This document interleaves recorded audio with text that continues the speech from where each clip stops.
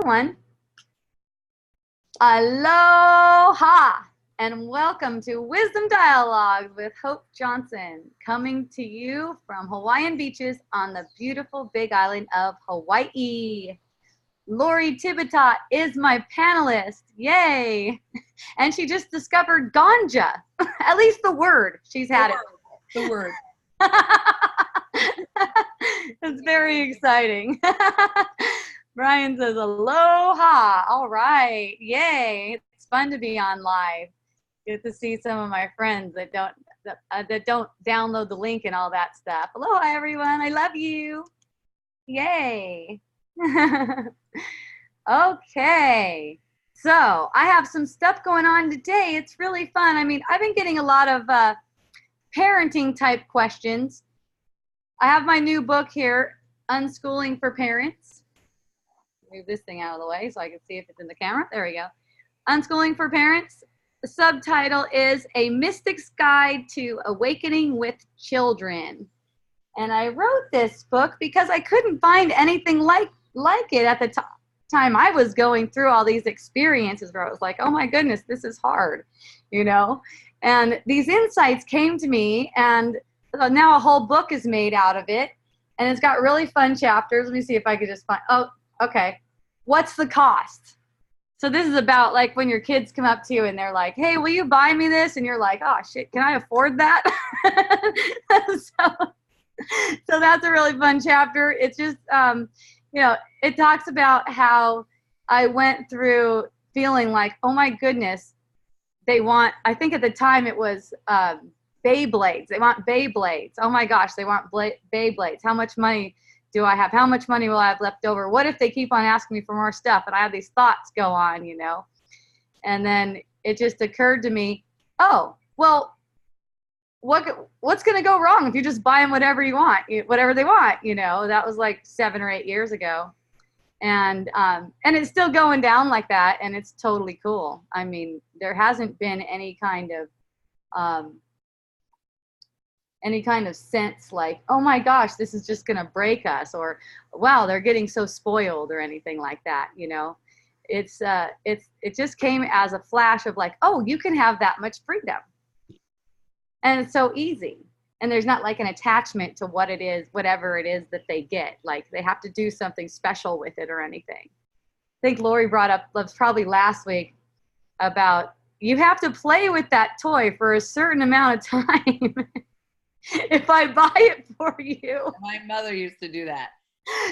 Isn't it funny how the patterns go? They just like get transferred down. Or she would get them something, like Beanie Babies were a thing back then, and they weren't allowed to play with them because someday they'd be worth more money. Right. Oh, okay. So I have to excuse myself right now. I'll be right back. Perfect, Lori. Okay, Lori has some ganja to deliver, apparently. We will go to these first. And please, if you're on with me live, just raise your hand if you'd like to speak with me. You can also chat me a question. There's also a Q&A thing, like if you want your question to be private, put it in the Q&A and just be like private or something, anonymous or something like that. Okay, so I got these questions. They're really good. And they have to do with parenting. Okay, you cannot, so here's what the thought is, okay? Here's what the thought is that there's a question about. You cannot do harm, and neither can your child or anyone else for that matter, okay? Let that sink in for a second. You cannot do harm, number one. You cannot do harm, and neither can your child. So when you're projecting harm, like as someone can do harm, even as if someone can do harm to your child, and I'm not saying that this is a bad thing at all. I'm not here to judge the way people do it or anything like that. I'm just pointing out that this is a self-reflection. In fact, everything is a self-reflection. So if you find yourself motivated to say, hey, that was bad or wrong, or I've done bad or wrong, or questioning, did I do it right or did I do it wrong? Anything like that. Recognize, if you wish, if you are so inspired, that it's a self-reflection. It comes from who you believe, what you believe you are. That's all. That's all. There's no shame in it. When you see that, it's only a reflection of who you take yourself to be. Your mind learns. It learns about you. It learns about you. See? And when I speak of your mind like that, I'm talking about this projected mind. This projected mind. The projected mind looks as if there's a lack of innocence there. Looks as if. It has to be projected to look as if, because the mind is pristine. You can say it's an extension of the divine. Okay? When you are willing to take this idea to heart, every perception will serve to benefit you, because every perception will get used for healing the errors in your mind, instead of projecting illusions of threat and shame as if they are actual possibilities. Isn't that fun? Isn't that fun? So body, mind, projection. Body, mind, projection is the question. Yeah, well, yes, that's a good way to put it. That's a really good way to put it. It's like the body's mind, let's say. There's no such thing as a body either, but it's the body's mind. It's like a projection into a body. It's not real. So it's designed to show flaws. It's designed to give false evidence of the idea that you're lacking innocence. That's what it's there for. That's why it dies too, you know. That's why it dies, apparently. Not that it can really die, because it's never really there. Projections aren't really there.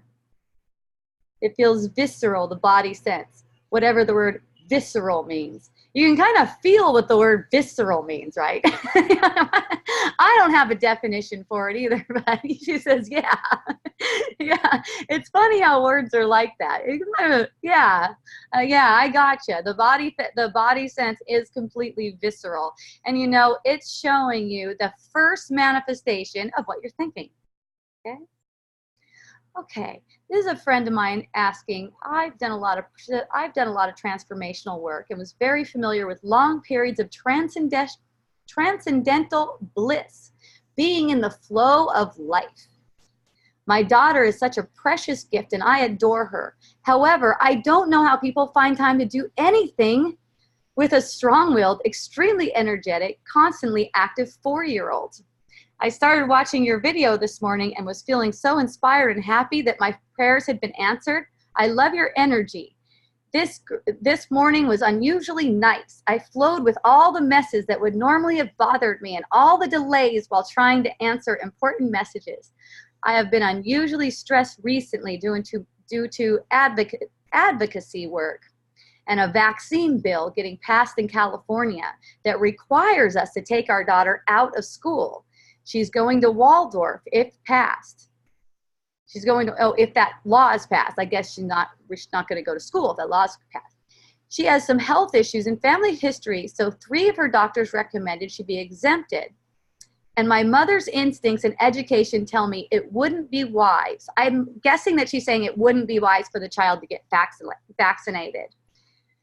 So I was having an unusually nice morning. Then little by little, I felt encroached by the growing mess that I was going to have to deal with. And the 100 stickers in my silk scarves that she had dragged around the yard. It's just things happening all over the place, apparently. As soon as she feels really good and grounded, all these different things start occurring, right? Yeah. Then on the way to a restaurant, the restaurant that was possibly closed, I was going to try to listen to more of your YouTube videos. She was wailing and insisting that I play this Spider-Man soundtrack that I don't even like her to listen to much because it's kind of dark. Gangster rap without bad language. I think she asked for it partly because I don't want it. She's got some good insight here. I realized I was always doing what she wanted and so rarely ever getting to choose about how I wanted to spend my time. And suddenly I just lost it. You see how it goes back and forth? Oh, Shanti, Shanti, Shanti, all this bliss. And then all of a sudden, boom, boom. Hey, honey, can you get UPS? Apparently UPS is here or something. FedEx, maybe. So, where was I? I think she asked for it partially because I don't want it. I realized I was always doing what she wanted and so rarely ever getting to choose about how I wanted to spend my time. And suddenly I just lost it like I have rarely ever done, maybe twice. And I started bawling really loudly for about 10 minutes. So, nothing happened. Number one, nothing happened. See, this is the thing. We get excited about seeing, oh, I'm so grounded. I'm so blissful. I'm so this. And then, that's kind of asking for its opposite, because it's like an attachment to the blissful. Then when the opposite arises, it's like, oh no, this is really, really bad. Well, the opposite arising is for the blissful. It's for deepening that blissful state is really what it's for. But it gets seen as something unwanted. It gets resisted and pushed away. See, it's just all that is an energy playing out. It's like a change getting ready to happen. So, a lot of the times it's like you'll get the sense that you're getting this really bad feeling and this really bad thing is happening. And what's happening is you're missing the gift. You're missing the gift in it, because it's kind of saying, hey, things are shifting. Things are shifting. Oh, you like that blissful state, do you? Well, some things have to shift here. Some things have to come up.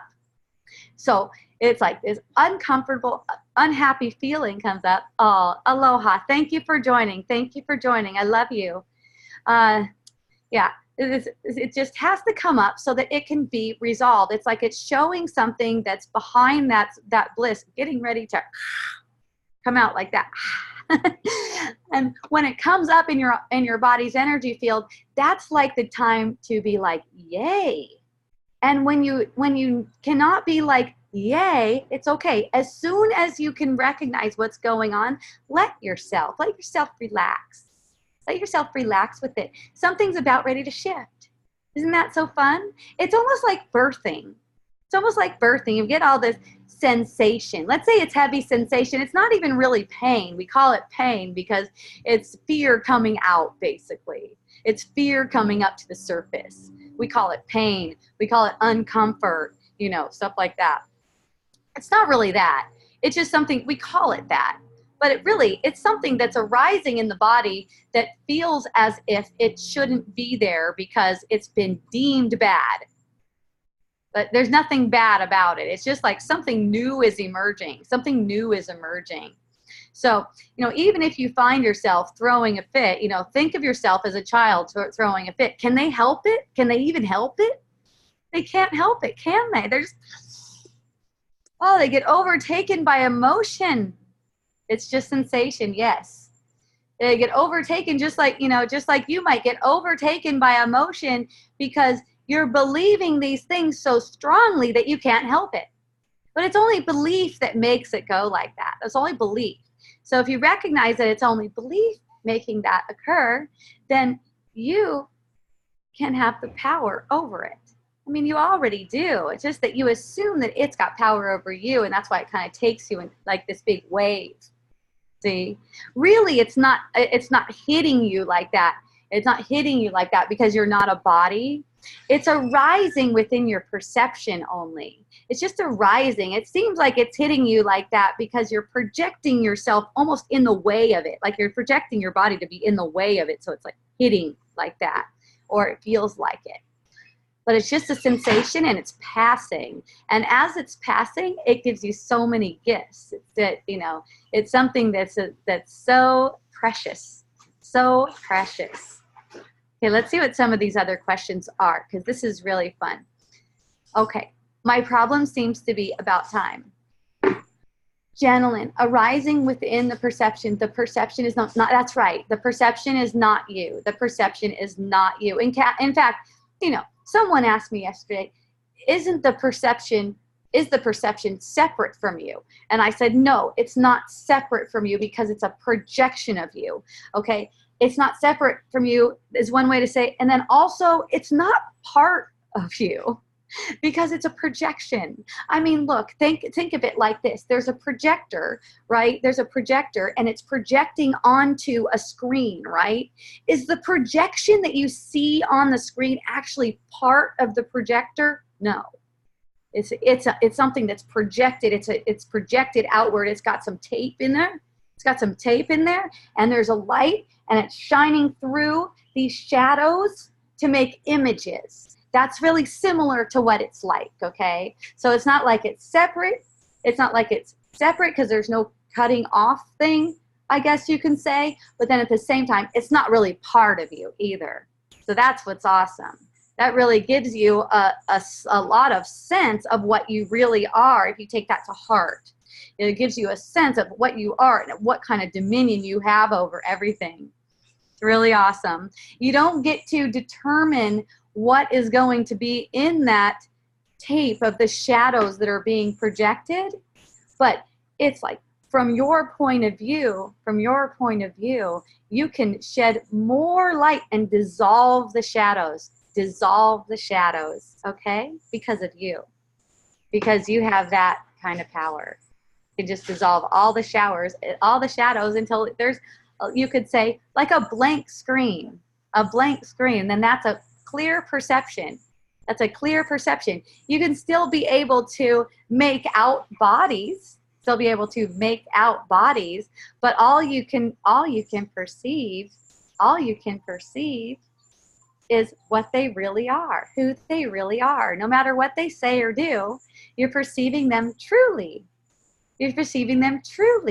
Whatever they say and whatever they do, you know it's from you. It comes from you. That's a true perception. You know it comes from you. So how can you hold anyone guilty or responsible? And including the one that seems to be yourself. Because that's also projected. The one that seems to be yourself, that body mind. Okay? Not me, light. Yes. And I'm not saying that you're light either. I was just making an analogy there, okay? So that's fun. All right. So my daughter is a precious gift and I adore her. However, I don't know how people find time to do anything. This is a really good one. Because it brings up this illusion of time as if we're bound by it. It's so fun. I mean, it seems like that because we have appointments apparently and stuff like that. And maybe you said you would be somewhere at a certain time. But when it comes down to the way this thing that we call the world and life is playing out, it's all just being played out. It's just a play in consciousness. No one's doing anything. You cannot get yourself anywhere on time because you don't go anywhere, and time isn't a real thing. It's imagined. The entire world is imagined, okay? So this pressure that comes up and we tend to make it real, okay? That's why it seems like it's difficult. That's why it seems like the time thing is difficult. The pressure is taken as if it's meaningful, as if it really means something. You know, as if that's not something to laugh at. Oh, now it doesn't seem like I have enough time to do anything for myself. And you know what? Here's the thing. The more that thought is agreed with, the less time you will seem to have. Isn't that for fun? I'll say it again, just because it's important. The more you agree with the thought that there's not enough time, the less time there will seem to be for you, okay? And then the opposite of it is true. The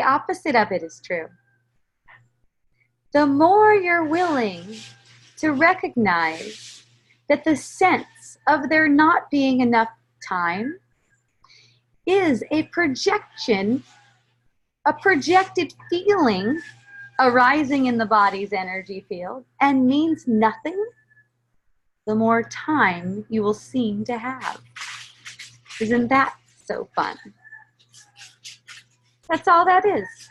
There's really not much more to say about it. And look how this works. I started watching your video and was feeling so inspired. And then I wanted to watch your video some more, and my kids started screaming her ass off. See? It looks like you can't get what you want. But you know what? It's just not time. You could say, it's not time to watch my video. It's not time. Okay? It's not meant to be. In this version of now, it's not meant to be.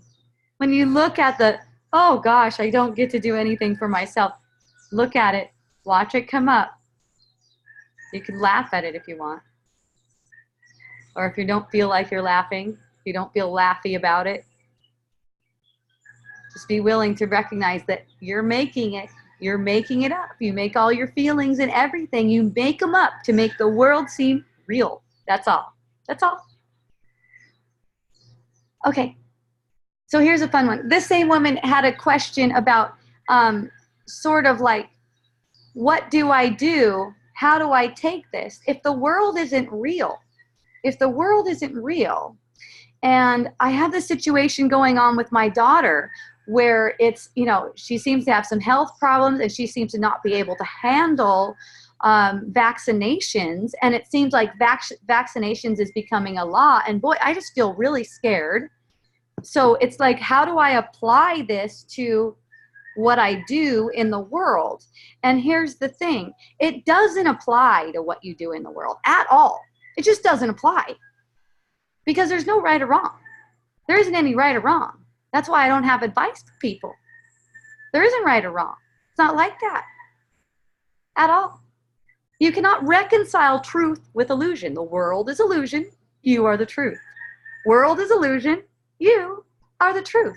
The beautiful, beautiful truth. Okay? As the world plays out, as it does, say in the form of this vaccination thing, as it plays out, as it does, you might find yourself doing some research. You might find yourself talking to some people and getting some advice. That's all fine and dandy. There's nothing going on. There's really nothing happening. And as you recognize any kind of tension about it, any kind of overwhelm about it, any kind of fear about it arising within the body's energy field, all of this play, including how you play out within the dream, will be so much lighter for you. It'll be so much lighter. And here's the other thing about it. When you are allowing the lightness for yourself, guess what? Guess what? The body is apparently protected, including your children's bodies. Isn't that for fun? Isn't that so nice? The lighter you allow your energy field to be, the more protected you are. If you feel as if you are responsible for making a choice as to whether your child gets vaccinations or not, whether your child goes to school or not, whether your child brushes their teeth or not, or anything like that, it's making a heaviness in the body's energy field. And with that heaviness, the body cannot be harmed, really, because it's a projection, remember? Like a projection on a screen. But you will get the perception of harm. Because basically allowing that heavy energy, allowing that heavy energy to be justified in thought is asking for punishment. Not real punishment, the illusion of punishment, which includes sickness, accidents, conflict, the sense of overwhelm. That's also punishment. It's just asking, allowing that sense in the body, to be justified,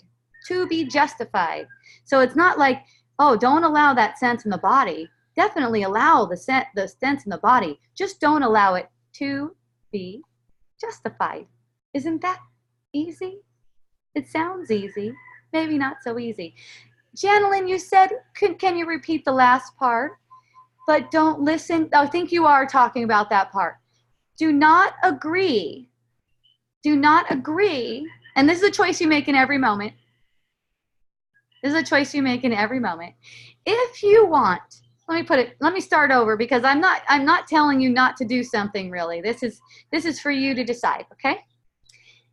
If you want to be enlightened, so to speak, let your body feel lighten up, don't agree with thoughts that justify any feeling in the body, any feeling, good, bad, anything, okay? Because the body doesn't really feel. That's just to try to make the world seem real in the first place. All the feelings are to try to make the world seem real. If you don't agree with thoughts that justify how you feel, like I feel good because of the sun being out, okay?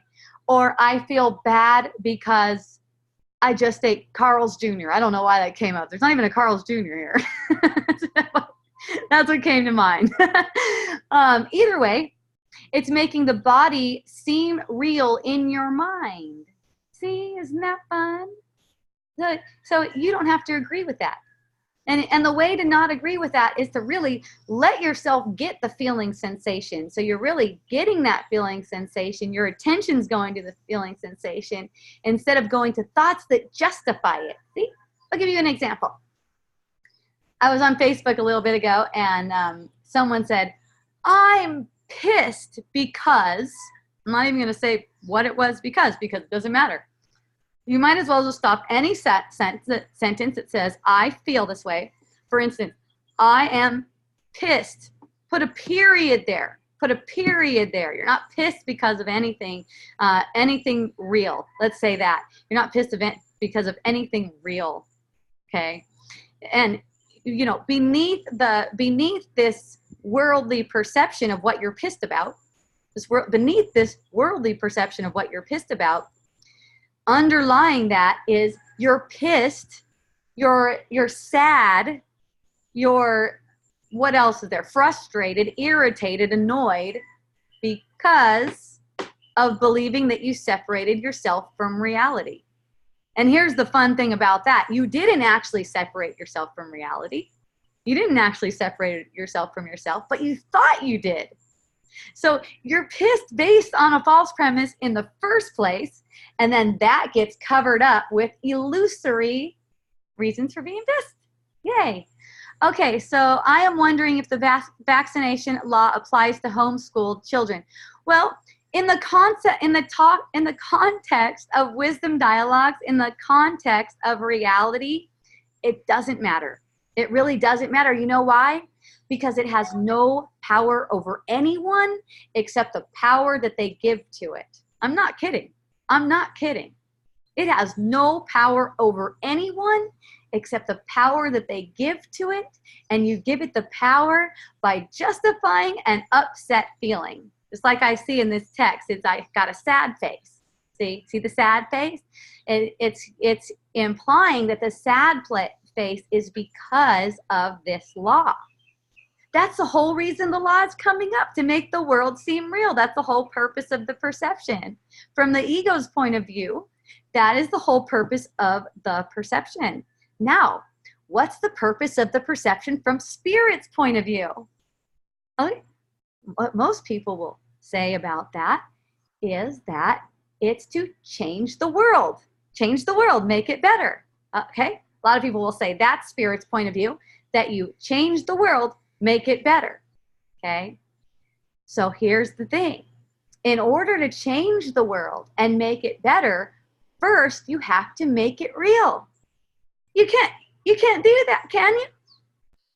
What are you going to make better if nothing's real? First, you have to make it real. And here's the thing. Spirit knows that it's not real. And you are deserving of so much more that's already created. You wouldn't want to cover it up with your own making this world better if you knew what's already created just beneath the perceivable world.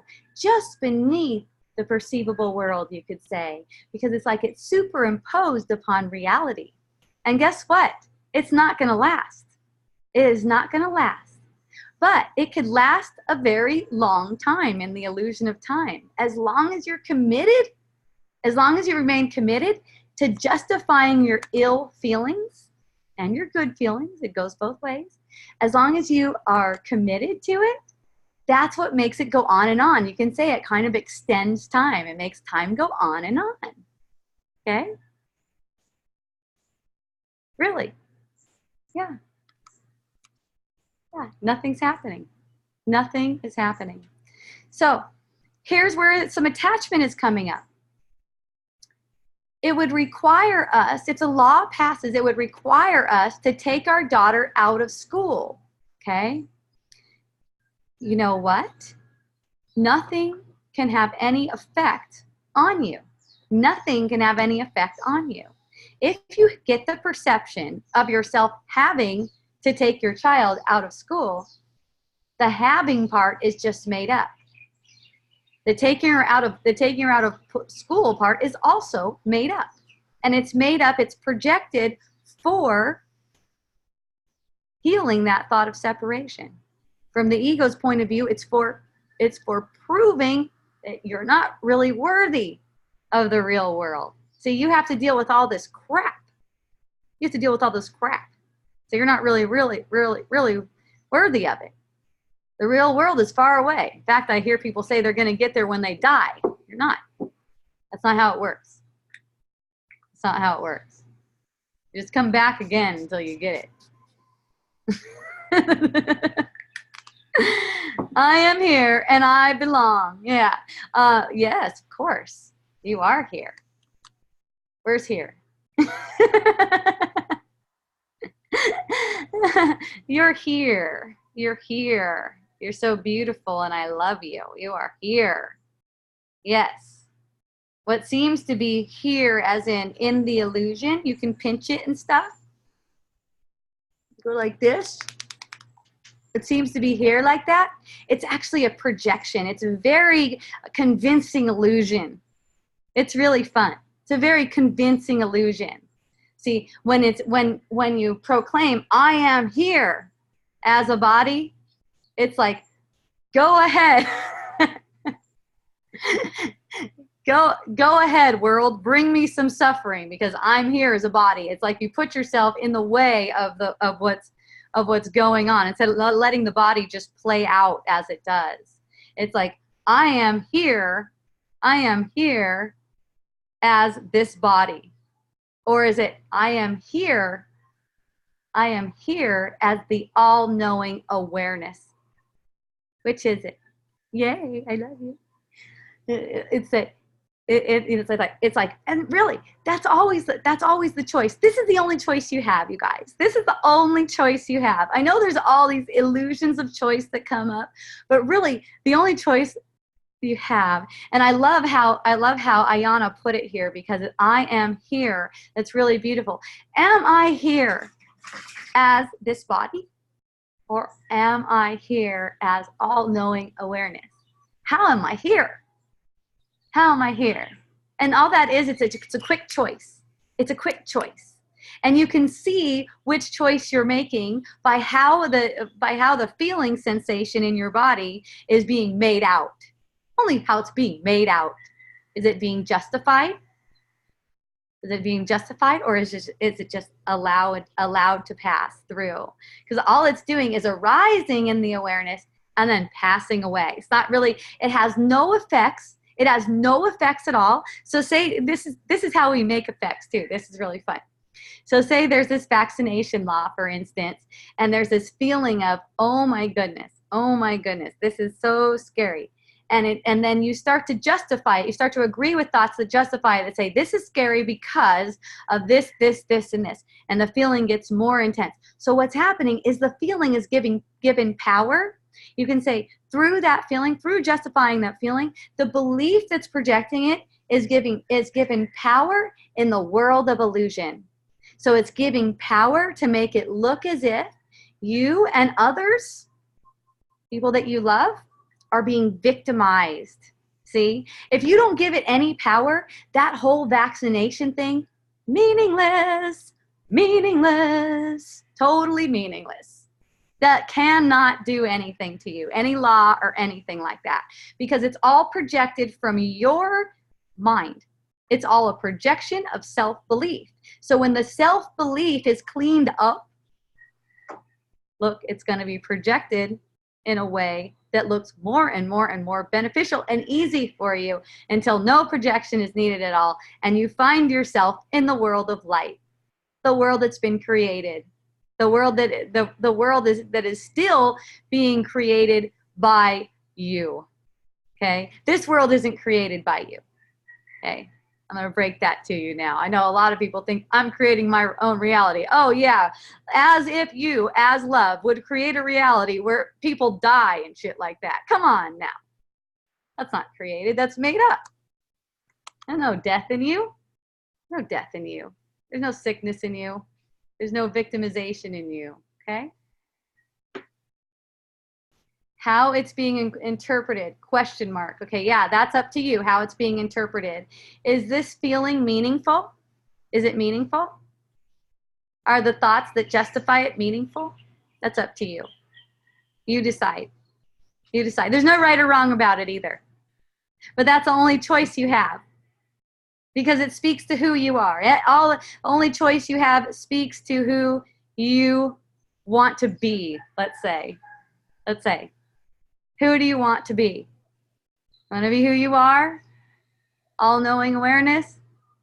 Or do you want to be a limited body? Can't be both. I know I've heard people say, well, what? I'm both.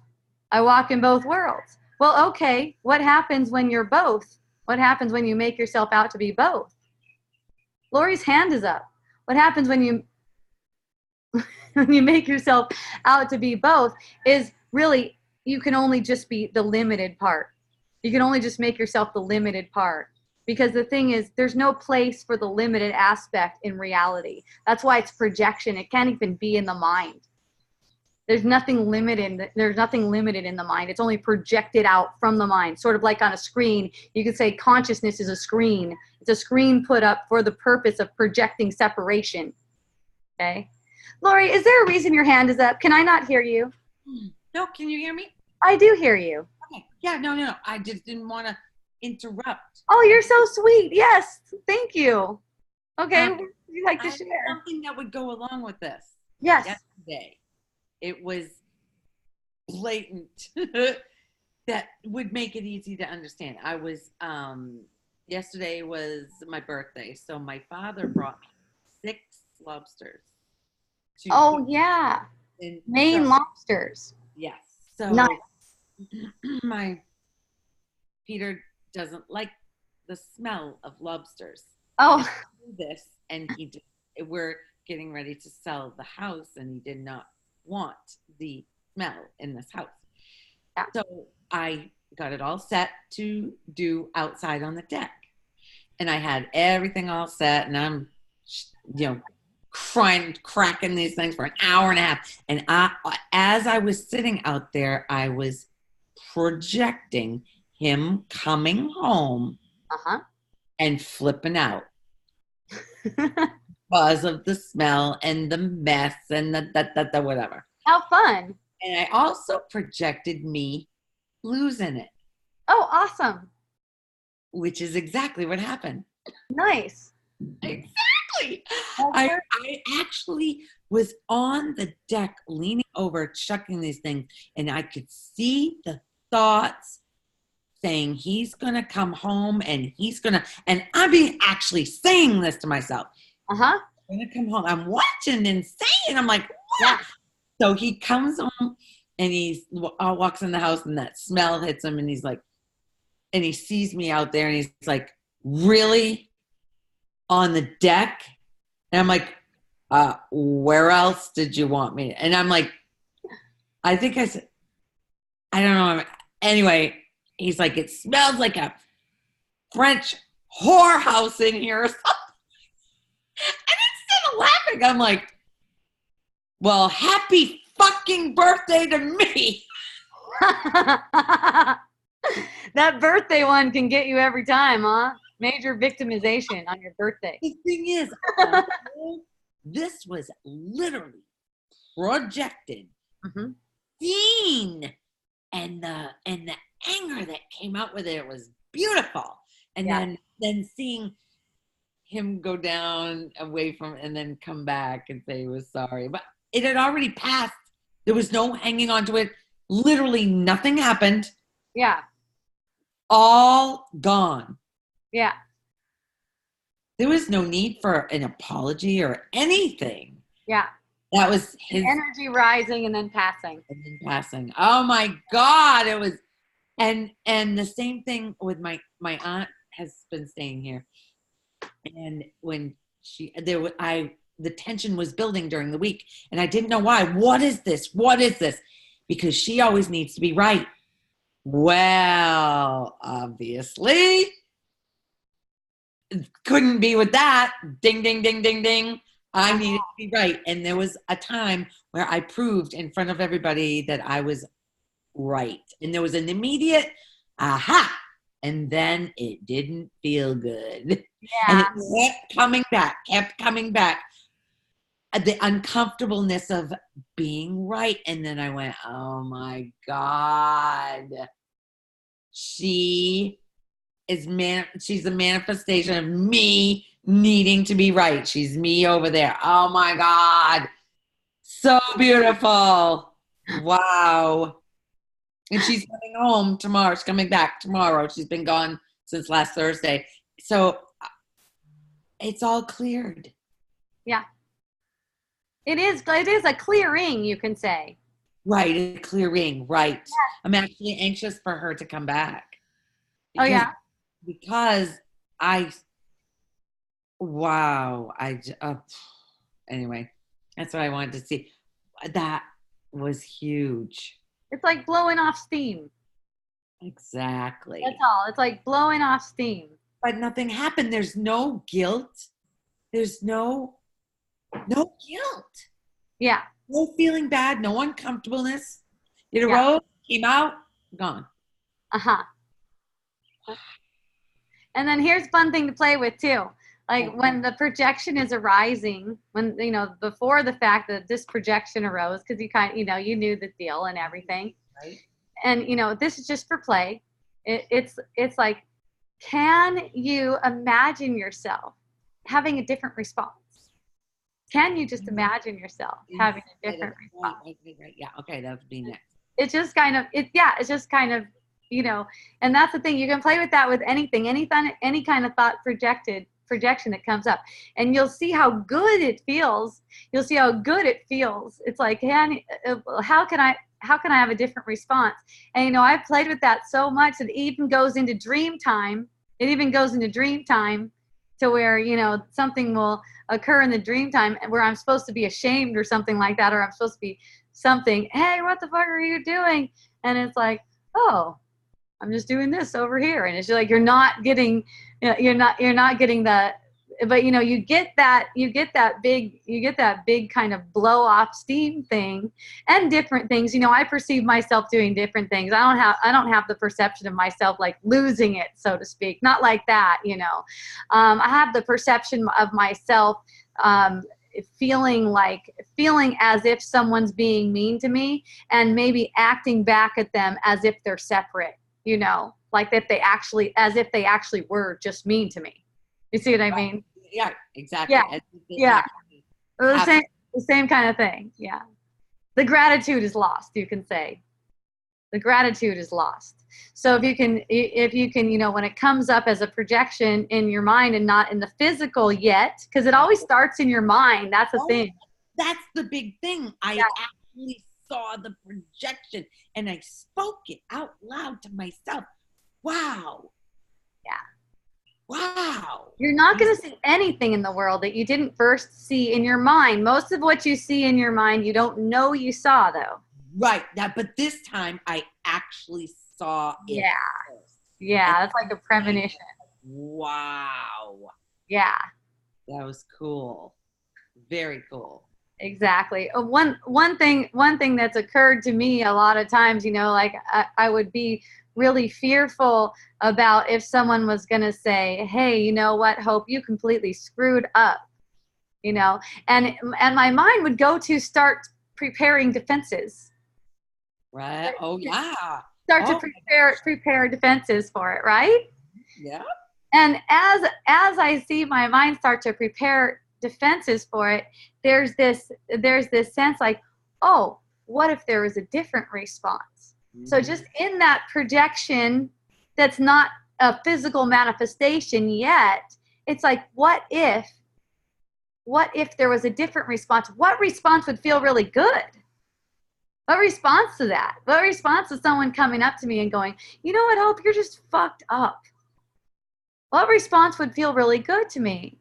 And as there was this allowing to feel really good with that having that kind of perception, when it actually occurred in the physical, it was so easy. I was so glad. I was so glad. And I just found myself, oh, thank you. Nah, thank you. Like with a heartfelt. Because that's what feels good. Yeah. That's what feels really good. Right. You know? So you do get the opportunity many times before it manifests in the physical. And everything that manifests in the physical first is seen inside. And so much of it goes unnoticed because of the surface play and justifying things on the surface. Okay? So as you're willing to take responsibility for that feeling that you're projecting for yourself. For yourself.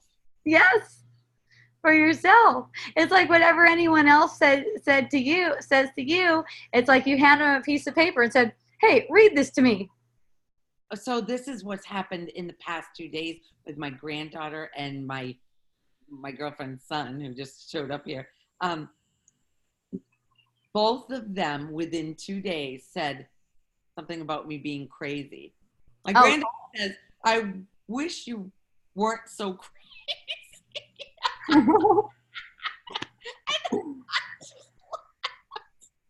And same with Cameron today. I was like, when it came out of him, he goes, maybe if you didn't say it's a dream, maybe if you talked about it being more imagination, you wouldn't sound so crazy. That's fun. I just busted a gut. Because there was absolutely nothing inside with that word crazy. Nothing. So you just kind of like went along with it. Okay. Yeah. Well, with my granddaughter, I said, you know what? You won't have to deal with all this crazy pretty soon because I'm going to be away for 6 months out of the year. I'll be down south and you won't have to deal with it. Yeah, you know what's fun? Eventually, they start to see it. You know, as at first, it's like at first when they perceive this, but then they get to know it better and better and better, and they start to see, and they're like, oh, they can help me. They can actually help me. Hey, I've got this thing going on. You know, I've seen that occur many times. I've been this crazy broad, and then all of a sudden, oh, but you know what? I'm calling you. I'm calling on you. You know what I mean? So it's like yeah, that's understandable. That's totally understandable that because it's so foreign to the illusionary world. Yeah. My book, Unschooling for Parents, seems very crazy to people too. Yeah. Right there. That seems pretty crazy until, you know, it's not. Until it's not. Whatever interpretation people have of it, that's perfect. That's perfect for me. Oh, someone has a question over here. Let's see what's going on. How do I wake up from the illusion of being in pain, being sick? Okay, so basically, being in pain and being sick has to do with fear. It's a buildup of fear, okay? So it's as in being honest about what it is. Just that's all it takes. It's honesty about what it is, because the body doesn't really feel anything. The body doesn't really feel anything. We make that up. We make the illusion of pain and sickness to justify the body. These things are actually devices of the mind to justify the body and the body's world, you can say, as if it's a reality. All right? So if you're finding yourself in pain, and I can give you an example, childbirth, for instance. That's always a good one, because in all the movies, people are screaming their butts off, right, about how bad it is and how hard it is and difficult, and you see people in all this pain. Pain is sensation. Sickness is also sensation. That's all it is. It's passing, it's rising, and it's falling. It's there to prove that you are not worthy of heaven from the ego's point of view. From your spirit's point of view, it's there as an opportunity to claim what's rightfully yours.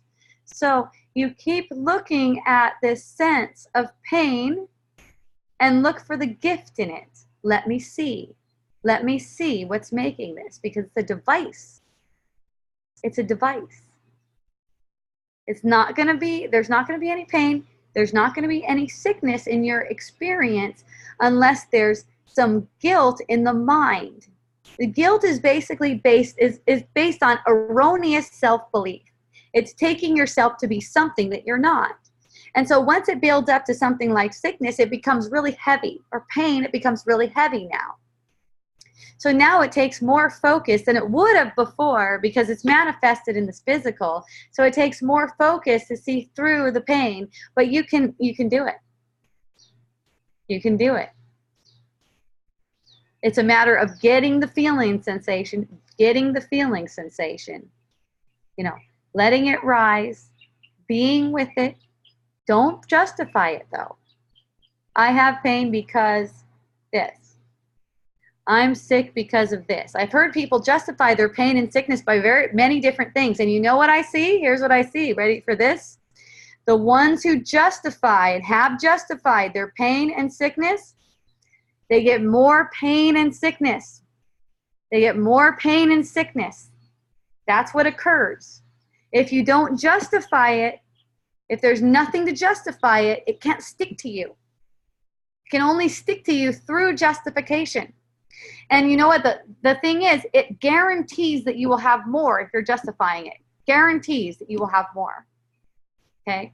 I used to live next to this geothermal plant. It was really bitching because barely anyone else lived there. There was all these campaigns going on about how bad the geothermal plant was, and how much it can harm you and everything like that. I lived right on it pretty much. I was like right there, okay? And this sense, like, people would tell me how bad it is and how, if I live there, I'm going to get sick and all this stuff. And I just listen and I feel, kind of like feel with them, feel that, because that's pain right there. That's pain being projected. Oh my God, you're going to be in trouble. That's pain being projected. Another one, you're going to go broke. It's similar to that. If you spend like that, you're going to go broke. That's pain being projected. There's no reality to it whatsoever. So in being with that as what it is, it can have no effects. I'm not giving it any effects. And you know what? I don't have any problem with anyone telling me that. If you have a problem with someone telling you this is bad for you, that's how you know you made it real. And if you have that problem, it's coming as a feeling and sensation. You can take that opportunity to resolve that power that you gave to illusion. That's the opportunity to resolve that. And then it has no power really. And when it doesn't matter if people tell you and try to project that thing's going to hurt you, then it really has no power. Okay? So, what do we have here? Oh, you made an FB post that said, the difference between the mind and the world is that the mind is real and the world is unreal. Can you go more in depth? Isn't love the only thing that's real? Yes, you got it.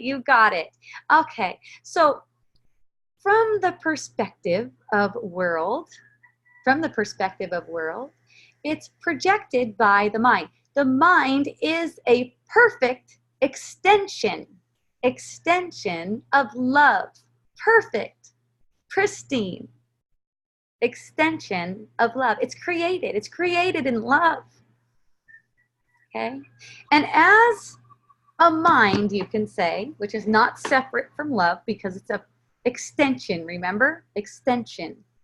It is not separate from love. As a mind, you are also creating. You're also making illusions. How do you know you're making illusions? You perceive a world where bodies appear to be separate. That's how you know you're making illusions. These illusions, they don't touch your creations at all. They don't have any effect on your creations. So if you have the illusion of pain or sickness or anything like that, that doesn't touch you. That doesn't touch you. You know, in fact, as soon as you get the death experience, you realize that that never touched you. You realize that never touched you. However, that's not heaven, the death experience. It's way lighter, way lighter. Such a relief from the dreaming world. Such a relief from that. Way, way, way lighter. But it still has this undertone of a guilty thought that says you separated yourself from reality. Okay? So the mind projects another life. The mind automatically projects another life. Why? So you can undo that underlying thought. You can't undo it. You can't undo it from the death realm. If all you had, and I'm calling it the death realm, no one ever really dies. But you know, from this dream, that's kind of a good way to point at it, I think. In the death realm,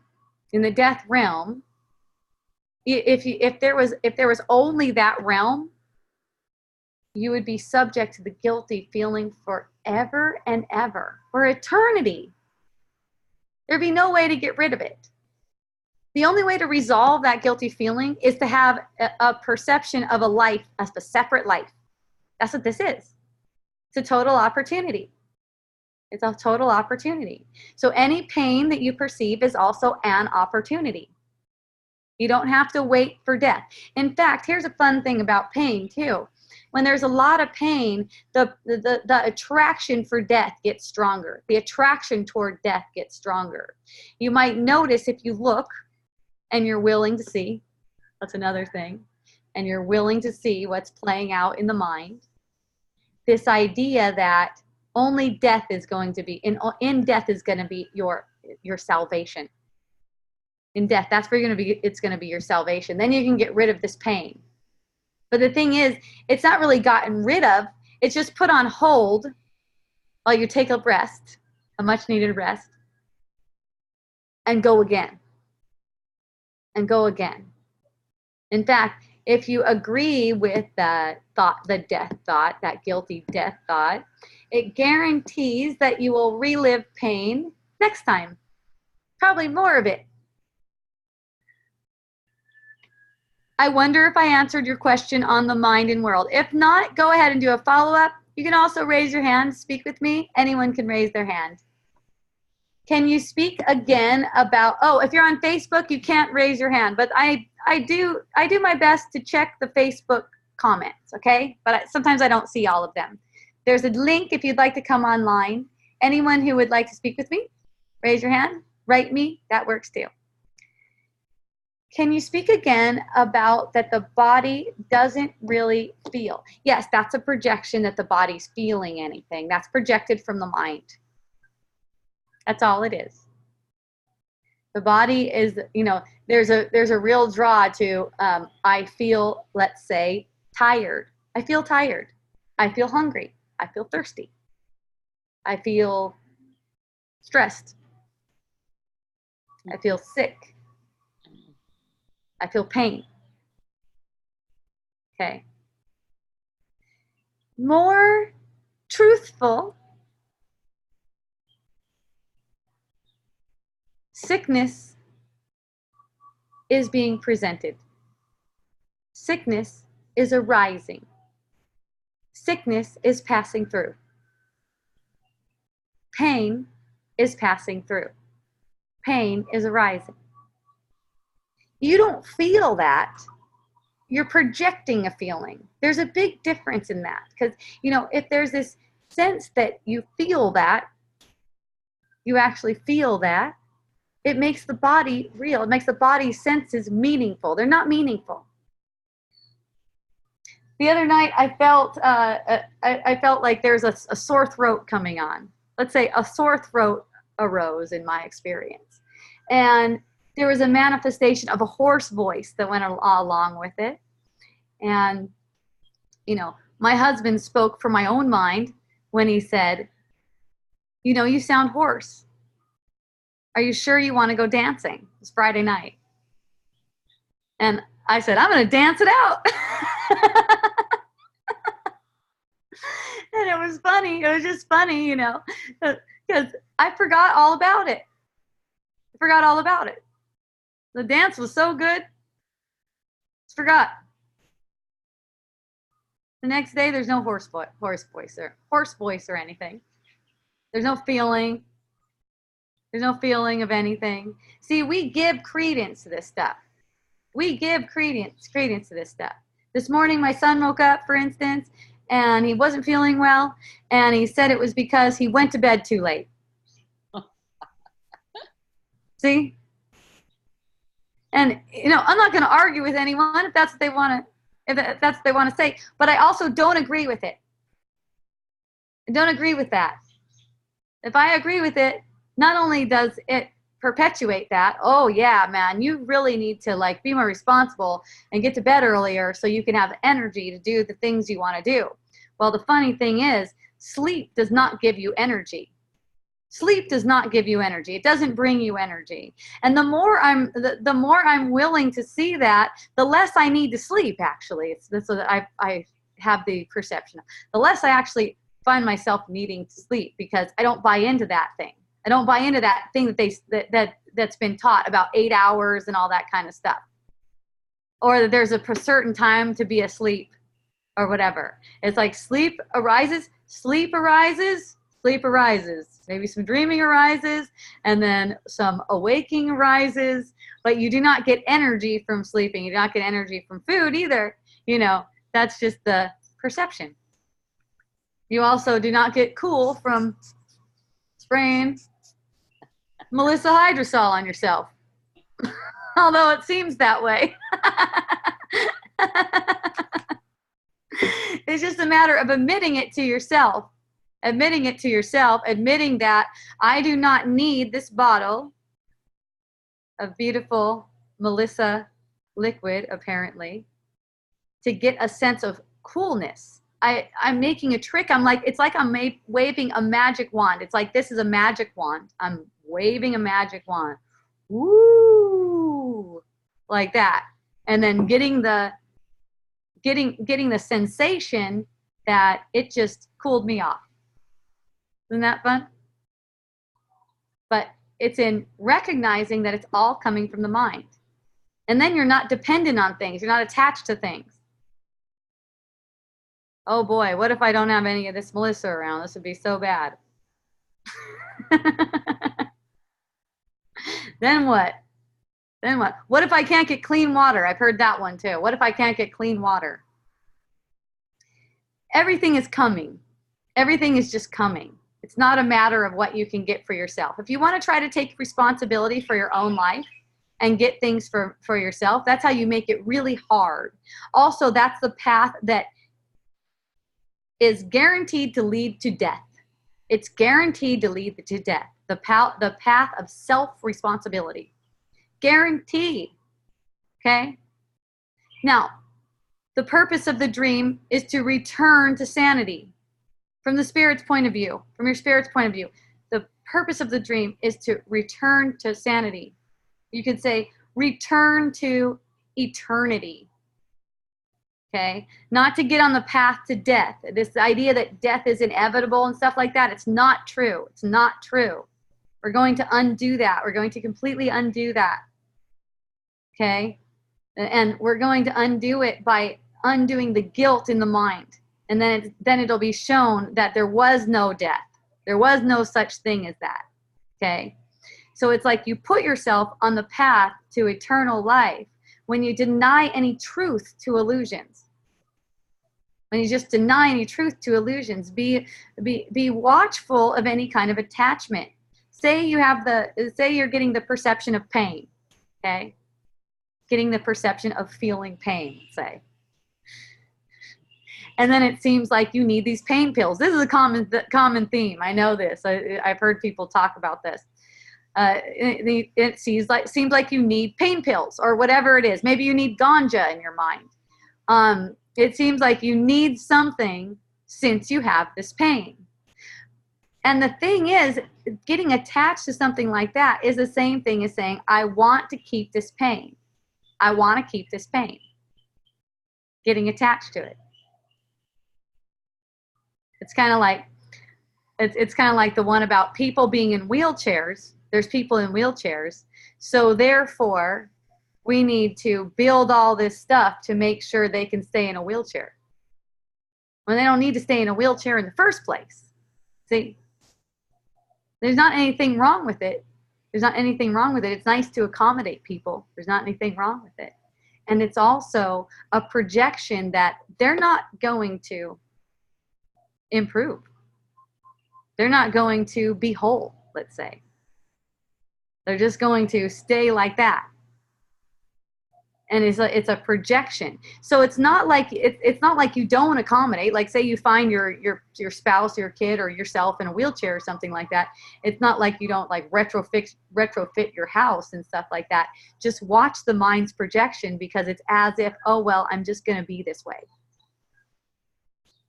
It's not opening up for miracles. It's not open for miracles, is it?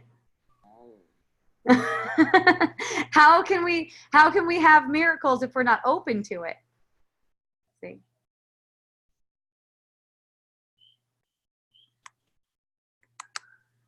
And if I didn't answer your question completely, feel free to write me again. Also, I love it when you raise your hand. It is super fun for me. Let me see if I had anything else on here. I think I do have something else in my notes. Where did I put them? Oh, they're over there.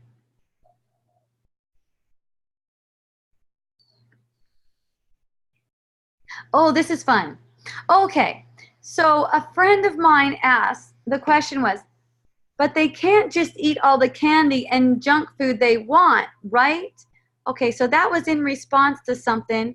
It had to do with food and the effect of food on the body. And this has a lot to do with pain and stuff like that. Here it is. I love this photo too. This is on my Unschooling for Parents page. If you go to Facebook and you look up Unschooling for Parents, that's how you can join that page in case you're not on it.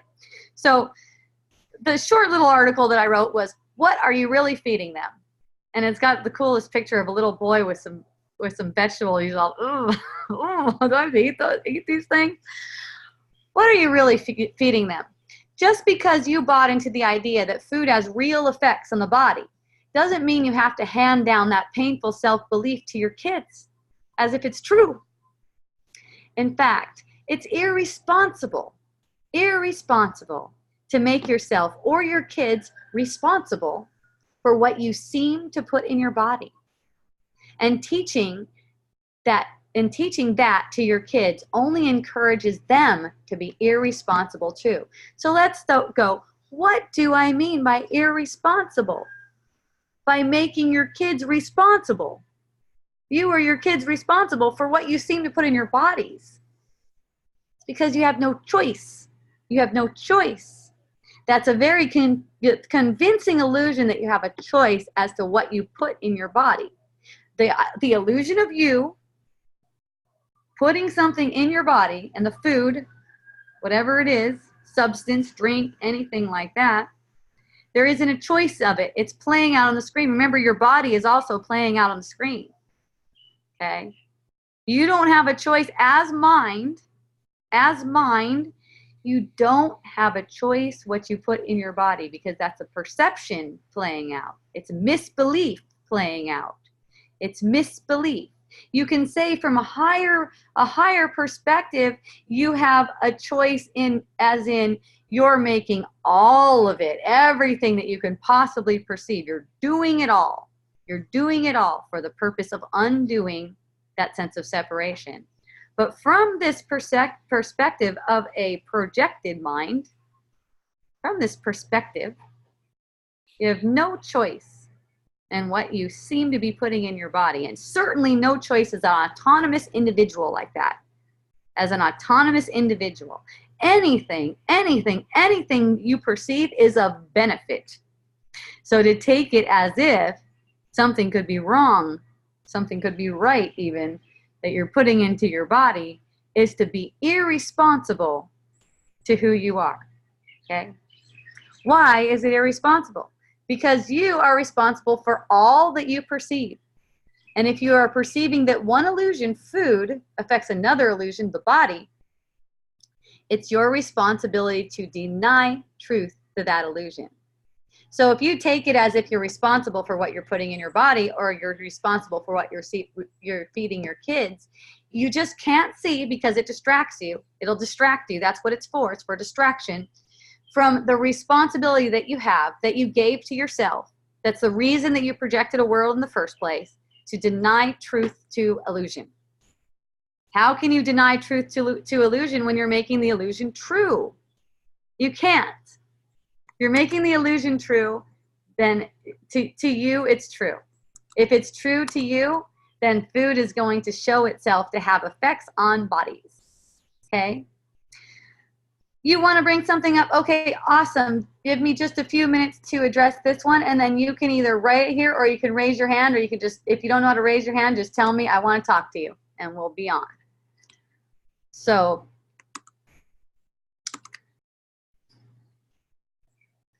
it's denying truth to illusions, not teaching allegiance to illusions, that heals the appearance of bodies that are vulnerable to sickness and death.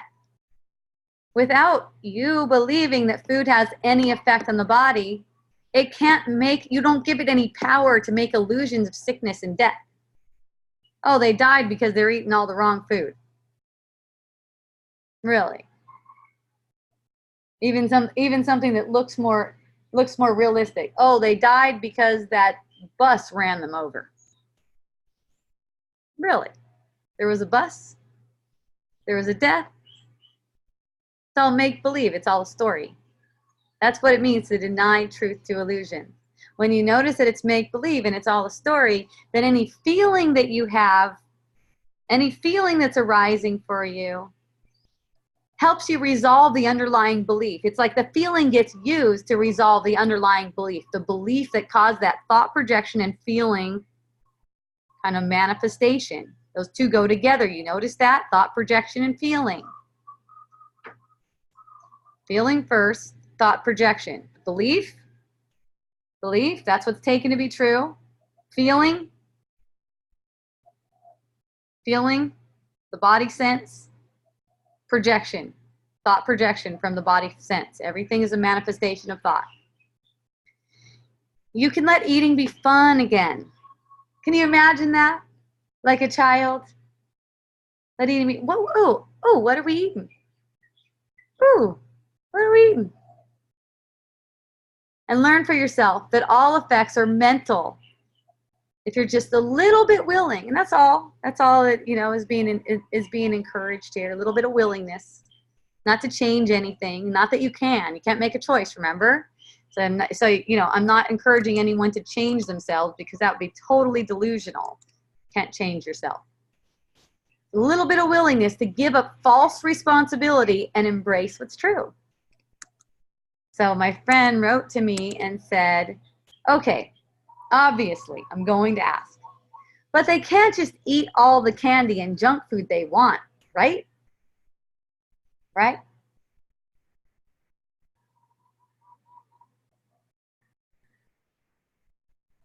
Who's that up to? Who would make that decision? See? Who can eat junk food? Who can eat? Is there a mouth? Really? See where the question comes from? The question comes from the sense of separation. The question comes from a fear-based. Well, what if, oh my gosh, if I'm that free, if I'm that easy and free, what if they just eat all candy and junk food? You don't mean that, do you? Well, that's not really the question that speaks to anything that's real.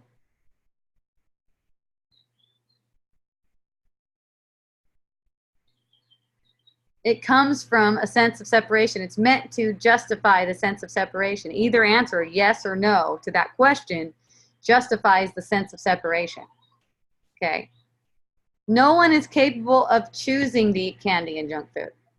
No one is capable of allowing a child to eat candy and junk food, or not allowing them. That part is coming automatic. That part is a dream. Now in my dreaming, I have totally, totally, totally seen through that food thing. At least I think so. Anything could arise. I don't know. But when it comes to whatever my kids feel like eating, there's just not even a cringe about it. There's just not even a question. There's no question about it. Whatever I find myself eating, there's just not a question about it. At least there's not a question that I feel motivated to agree with or follow. As soon as the question comes up, should you be eating that, or what effects might that have? It's laughable. It's laughable. It's fun to me. It's funny. Okay. It's like, oh yeah, right. Not buying into that. I don't have a choice in what I eat. That's a convincing illusion that I would have a choice, that I would actually have a choice in what I eat or what I do.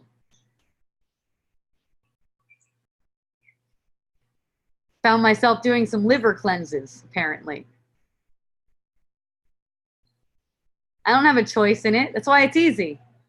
People tell me those are so hard. I don't know. Doesn't seem hard. Things are just playing out. And they play out for the purpose of trying to make you into something.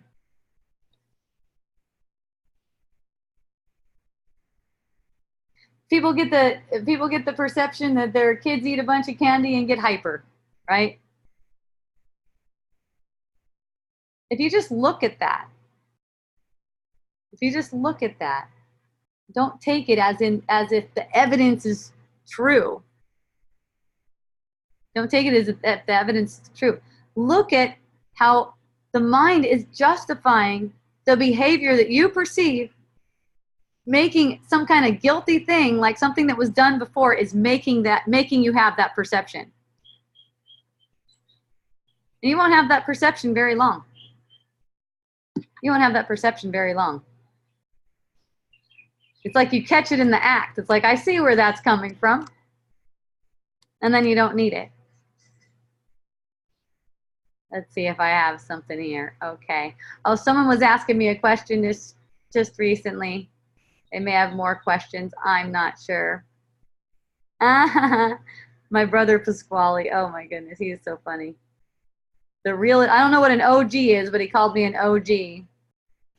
Okay, but who perceives the mind? If we can contemplate what it is and converse upon the subject of mind, we must be perceiving it, or on some level, in some way, it is likely being perceived.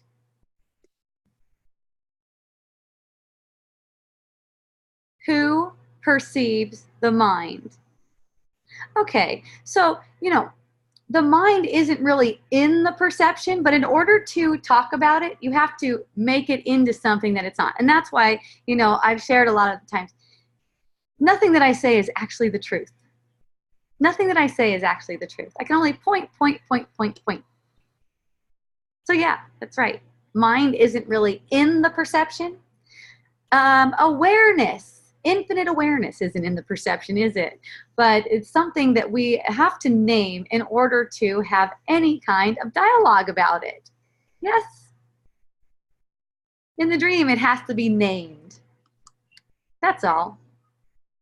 So there's no reason. OG, original gangster. Thank you, Lori.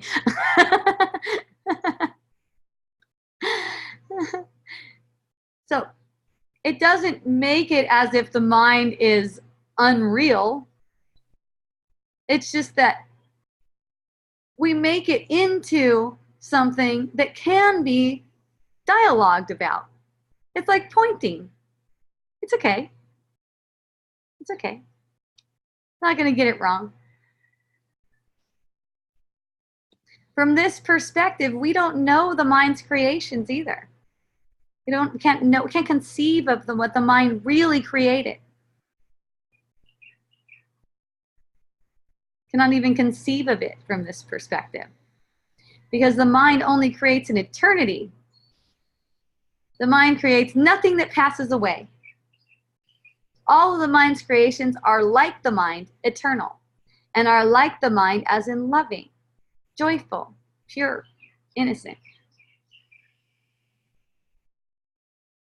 What we perceive here is a bunch of opposites.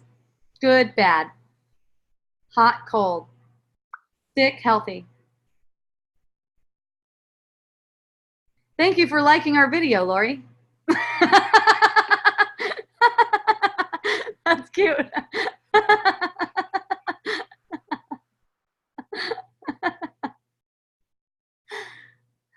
Okay, so I have a hand. Oh, yay. Aloha, Janelyn. Did I unmute you? I think so. There's a hand. Yeah. Okay. So I think you would unmute it now on your end. Oh, Hello? yay. Aloha. Hey, Hope. I'm just going to come outside really quick Okay. so I can talk to you. Fabulous.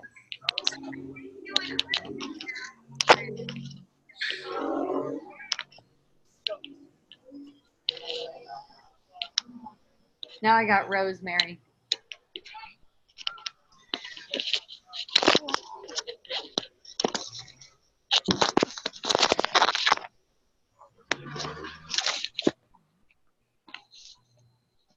She's going out. I wish I could see like your icon, and so it won't switch to like my icon. What's that? I wish like it could just like stay on you, like the focus or the camera or whatever.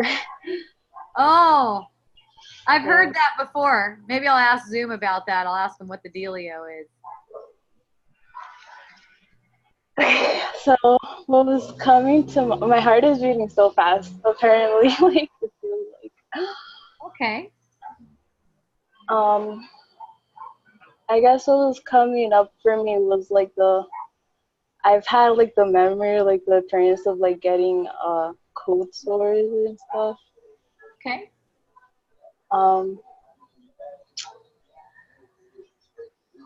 Yeah, I don't really know where I was going with that. You had the memory of it? Is that what you're saying? Yeah, no, like I'm pretty sure his body has had cold sores, and then like she's had to go to school with them or something like that. Okay, so you're saying that you have a memory like in a previous lifetime, or what are you saying? No, definitely no, not a previous lifetime. This lifetime, yeah. Okay. Like pretty recently? No. Okay. Well, just like I remember, I don't know, maybe like 8th grade, like being in the doctors and the doctors telling me, oh yeah, you do have herpes or something like that. Oh yeah, I'm familiar with that. And then there was the crying. I remember there being the crying and like telling my mom, who's gonna love me or something. I bet. Yeah. Yeah, I've seen that go down big time. I've seen that go down in my own family. It'd be very, very, you could say very big opportunity. A big opportunity for purification, although it's not really noticed like that, so it seems like a big challenge, not really recognized for what it is, that opportunity for purification. So it seems like, oh my gosh, no one's gonna like me. I'm broken. I'm pretty much like broken. I'm contagious, you know what I mean? Yeah. Él está aquí conmigo. No lo dejes pasar, que se va para la calle. Okay, está bien. You wanna open the camera and show you? I'm like with this little kid. Sure. You wanna see her? All right, here you come. You're promoted to panelist. Am I on? I don't think I see this. Okay. Let's see. You might have to turn your camera on your end. There we go. There you are. Know, when I'm on camera, it gives me the option just to like focus on you. So that's. Oh, you like that? Okay. Okay. Yeah. That works.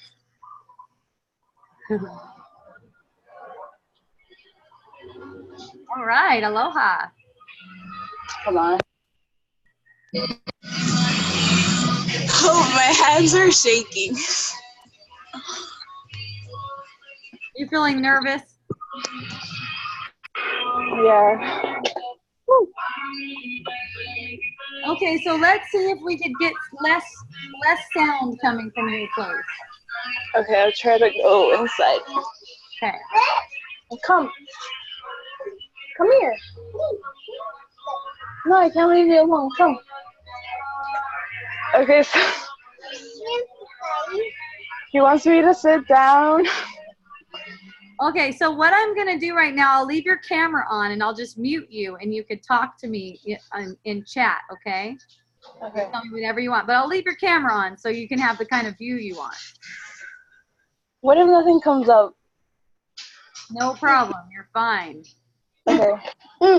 I was. Oh.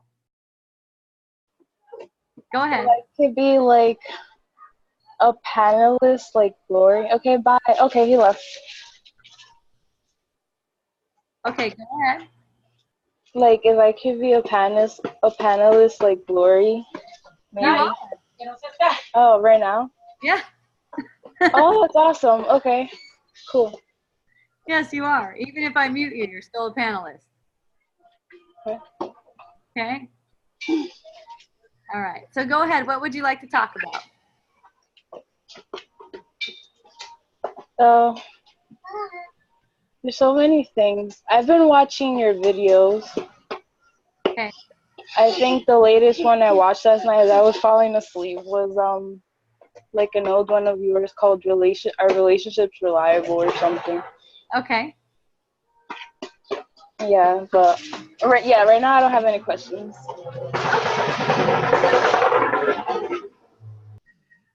Ooh, it's loud over there. So loud. All right.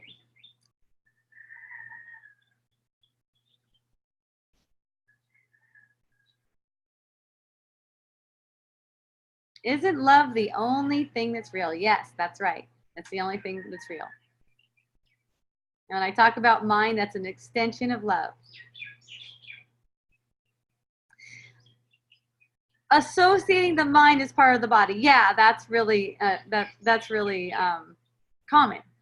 And it's not like it's a bad thing or anything. You could say that the body is a projection of mind. It's a projection of self-belief. So it's not mistaken or anything to say the body is mind. True. But before that, behind that projection of the body, the mind is one. It's whole. It's complete. It's only love. It's an extension of love. They say it's all in your head. It's actually all in your mind because the head is in the mind too. Everything that seems to have happened in the past, like Janelyn was talking about the herpes thing happening in the past, it's really occurring right now. So that sense like, who will love me is occurring right now. That's a feeling that's occurring in this instant. That's what's coming up and asking for your compassion, which is basically just allowing yourself to get the feeling without justifying the feeling. That's the opposite of compassion, is justifying the feeling. Making it out as if the feeling needs to be there, that the feeling needs to stay. Okay. It's quite the opposite of getting the feeling effect, recognizing that it's a passing thing. The only thing that makes it stay is not recognizing that it's a passing thing. Justifying it makes it stay and makes it and also makes it have effects. Gives it power to make effects. It's like you take your creative power and give it to illusions to make effects for you. And you have a choice in that. Always have a choice in that. Don't have a choice between fries or a salad, for instance. Like you go to the restaurant, they like, you want fries or salad? You don't have a choice in that. The words just come. You might make yourself believe that you have a choice by hemming and hawing about it. Should I have fries? Wait a second. Is it, how many calories is it? Or should I have salad? Will it make me feel better about my diet or something, or whatever it is. Nowadays, I've heard this thing about oxalates, like saying people are saying that vegetables are really bad for you because they're full of oxalates. So that's funny, because I know that vegetables were always held out as being good for you. Not that they're good for you or bad for you, but it's just fun to watch how illusions are always shifting. They're always shifting. Look at that. This is bad. No, it's good. Bad. Nope, but this one's good now. It always goes back and forth. Okay, here's another one. The last few weeks I've been experiencing a form of financial pain. That's great. It feels like I've been playing out this perception that I need money. So many of my projections try to affirm this, especially people that I talk to. I can feel that in conversations about money, most people keep telling me what my ego wants to hear. And lately, I've been feeling the fear and guilt come up and get more intense as I continue to appear to spend and watch my bank account drain closer to zero. Just being able to get that perception is a demonstration of how abundant you are.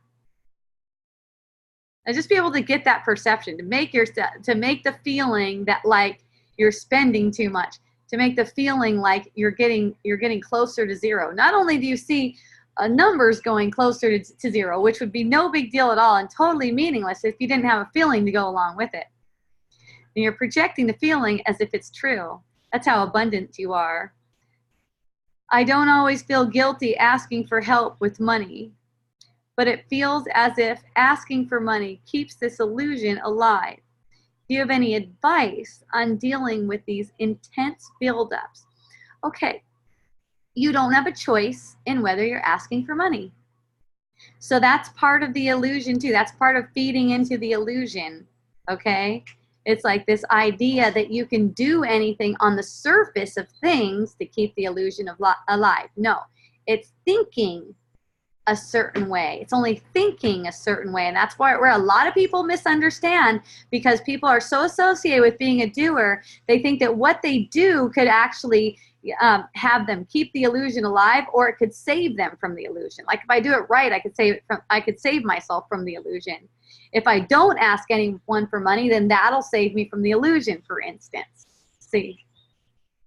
Now, it's just here. If you don't give truth to illusions, that's how you save yourself from the illusion. Don't give truth to it. Don't give any truth to it. If you have the perception of yourself asking people for money, don't make it out as if you made that decision or that you're actually doing it. Don't make that true. That's part of the dream. No one's asking for money. There isn't any money. There isn't anyone to ask for money. There isn't anyone to get money from. It's like you're having a dream. Look, when you go to bed at night and you have a nighttime dream, and in your dream you ask someone for money, do you wake up and question whether you should have done that? Well, maybe you do. I don't know. Maybe you do. I can't really imagine that being a logical or meaningful thing to do for someone, but maybe it is. I don't know. It doesn't seem logical to wake up from a dream and go, man, I shouldn't have asked that guy for money. Why didn't he give me money? See? Nothing happened. Nothing happened. No one asked anyone for money. So the buildup that you're talking about, the buildup, you could say it's a buildup of grievances. And the grievances are against yourself. Shoulds and shouldn't do. If I do this, then this. If I do this, then this. Nothing you do can affect your mind. Nothing you do can affect your mind. That includes because you're not doing anything. You're just getting a perception of doing. Okay, and you don't have a choice in it either. Not even drinking alcohol, not even taking drugs, none of that stuff can affect your mind. It's like waving a magic wand and making yourself believe that something had an effect. Not even meditation. Nothing that you have a perception of doing can affect your mind. Your choice is what affects your mind. Your choice. And it only affects, you could say, your projected mind. That projected aspect of the mind. Because that's what's learning, that's what's changing. The mind, who you are, it's not learning or changing or anything. It's already perfect. It doesn't need anything. But this buildup is just a buildup of making a choice for the illusion being true. That's all it is. So when you have the perception up, or the question even comes up, should I ask for money? Laugh. You can laugh about it. It's inside. You don't even have to have a physical laugh. You don't have a choice in that. But in the inside, an inner smile, you can say. That's how the Buddha likes to say it. Inner smile. It's funny. It's funny that would be a question, because you're watching a show. It comes back to, it's like more like you're watching a show, more dreamlike. Okay?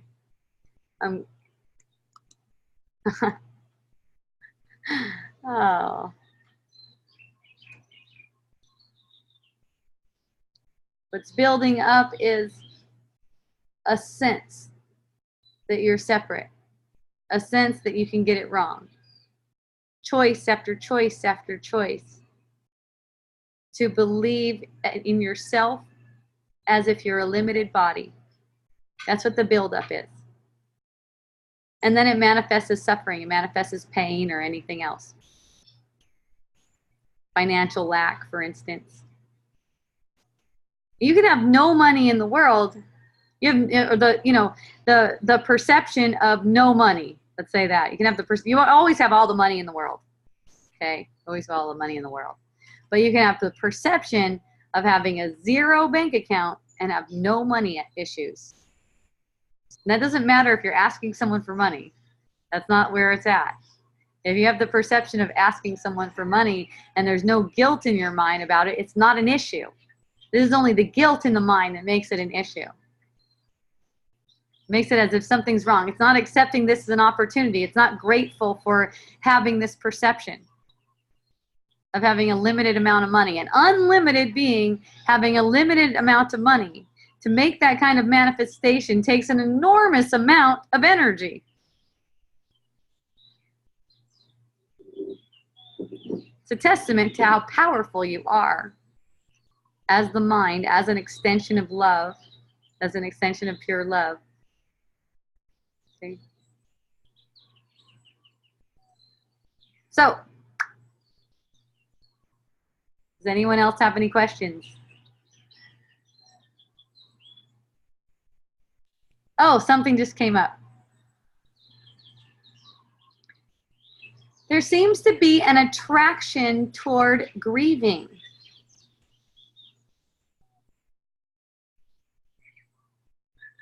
An attraction as in, I loved them. I still love them. I love them. And either they passed away, their body's not available anymore, or we broke up, or they moved far away, and there's a sense of grieving. Okay? And there's a sense of righteousness in grieving. It's very common in this world. It's very common in the world's thinking. There's this righteousness in grieving. Like, you're not going to grieve unless you loved. There's this teaching that love always leads to grief. Love always leads to grieving. One way or another. And the thing is, that's not love. I think most people don't really get what love is. And really consider attachment as if that's love. And in considering attachment as if that's love, of course there's going to be grief. Of course. That's the outcome. And the thing is, that's not love. What? I think most people don't really get what love is. And really, I have to stop that. I was like, who's talking?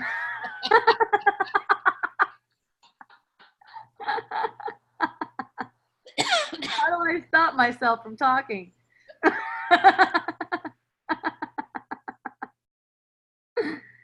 Maybe I just, oh, I think I go like that.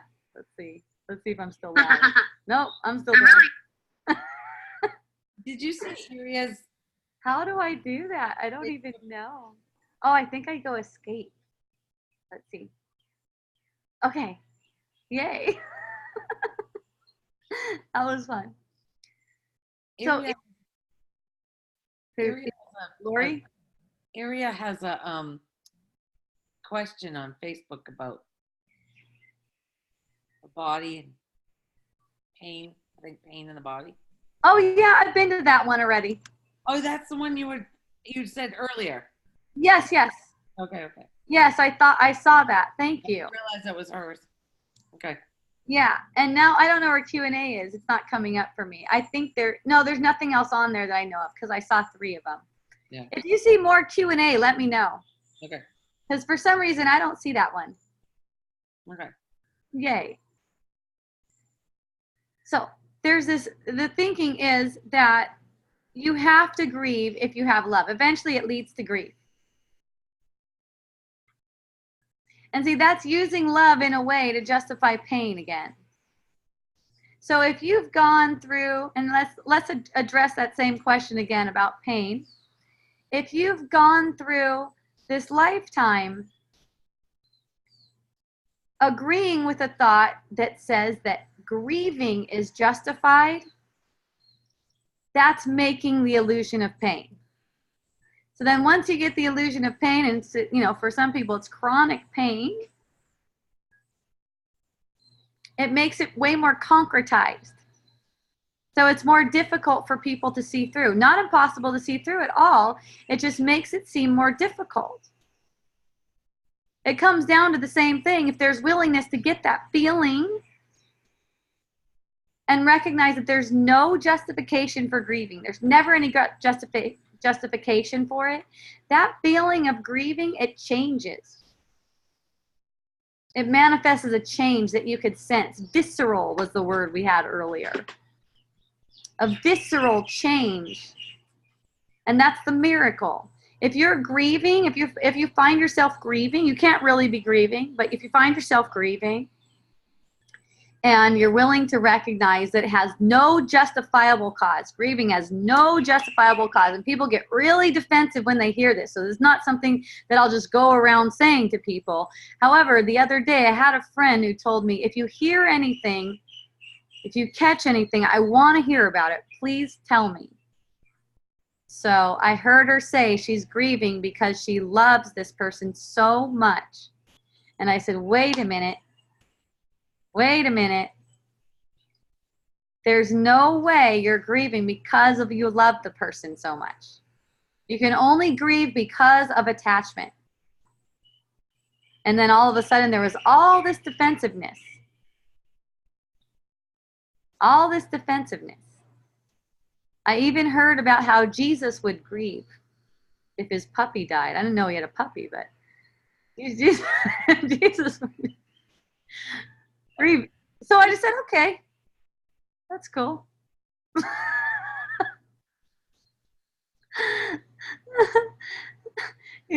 If the defensiveness is coming up, for you right now, and you're hearing this, and the defensiveness is coming up for you, it's okay. It's okay. If the defensiveness is coming up, the way you're hearing it is not true. Let's say it like that. Because if you were hearing it as it was presented from the feeling that it's presented, you would feel so much relief and joy that it's not true. That there's no grieving in love, that there's no way that love could lead to grieving. If it's just attachment, then you can reclaim the energy that you gave to that thing. You can reclaim that energy to that person, for instance. You can reclaim that energy. It's like you gave that person power to cause you grief. Now that they like boning around with other people and don't want to be with you, then that means that you they had the power. They had that power because you gave it to them. For that stuff to be something that causes you grief. You said, here, take this power that I have to allow myself to be happy. And now you're the one in control of me being happy or not. And then if it comes down to we have to split up, then I'm going to be grieving. And that's called love.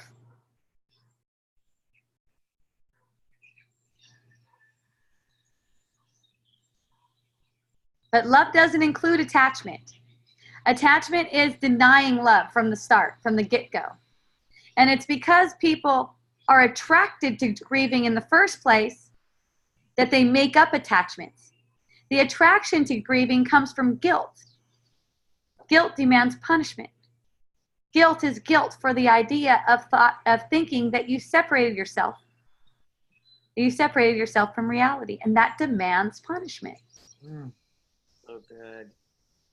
So it's like your mind is going forth and making illusions of people and things and circumstances that you can pretend to love so that they cause punishment. But there's nothing like that in love. You know, when there's true love, there's not even grieving in death. That's how you know most of us are dealing with attachment and not love.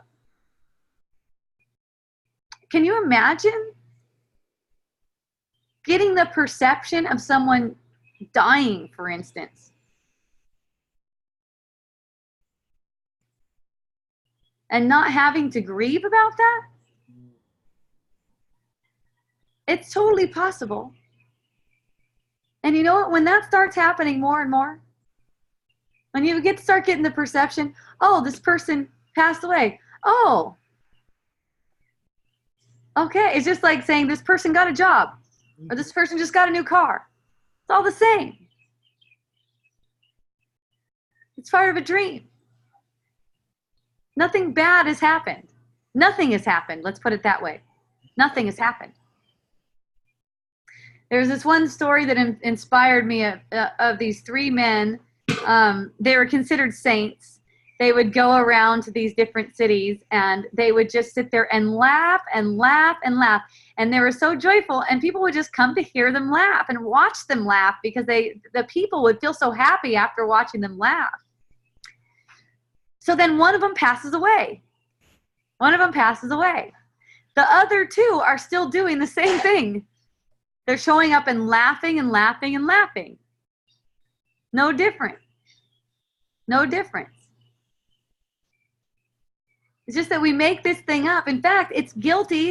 It's guilty according to the world's thinking if you're not grieving. If you're not grieving. Now, I'm not saying it's guilty or bad to grieve. I'm saying when you find yourself, saying it's impossible to grieve for one. And I'm saying when you find yourself, if you find yourself in the energy of grieving, it's a huge opportunity. It's a huge opportunity to heal the cause of it. To heal the cause of it. That's way different than getting over it. Because getting over it, even though that's nice too, getting over it with the sense that your grieving is justified guarantees future grieving. In fact, it guarantees a future.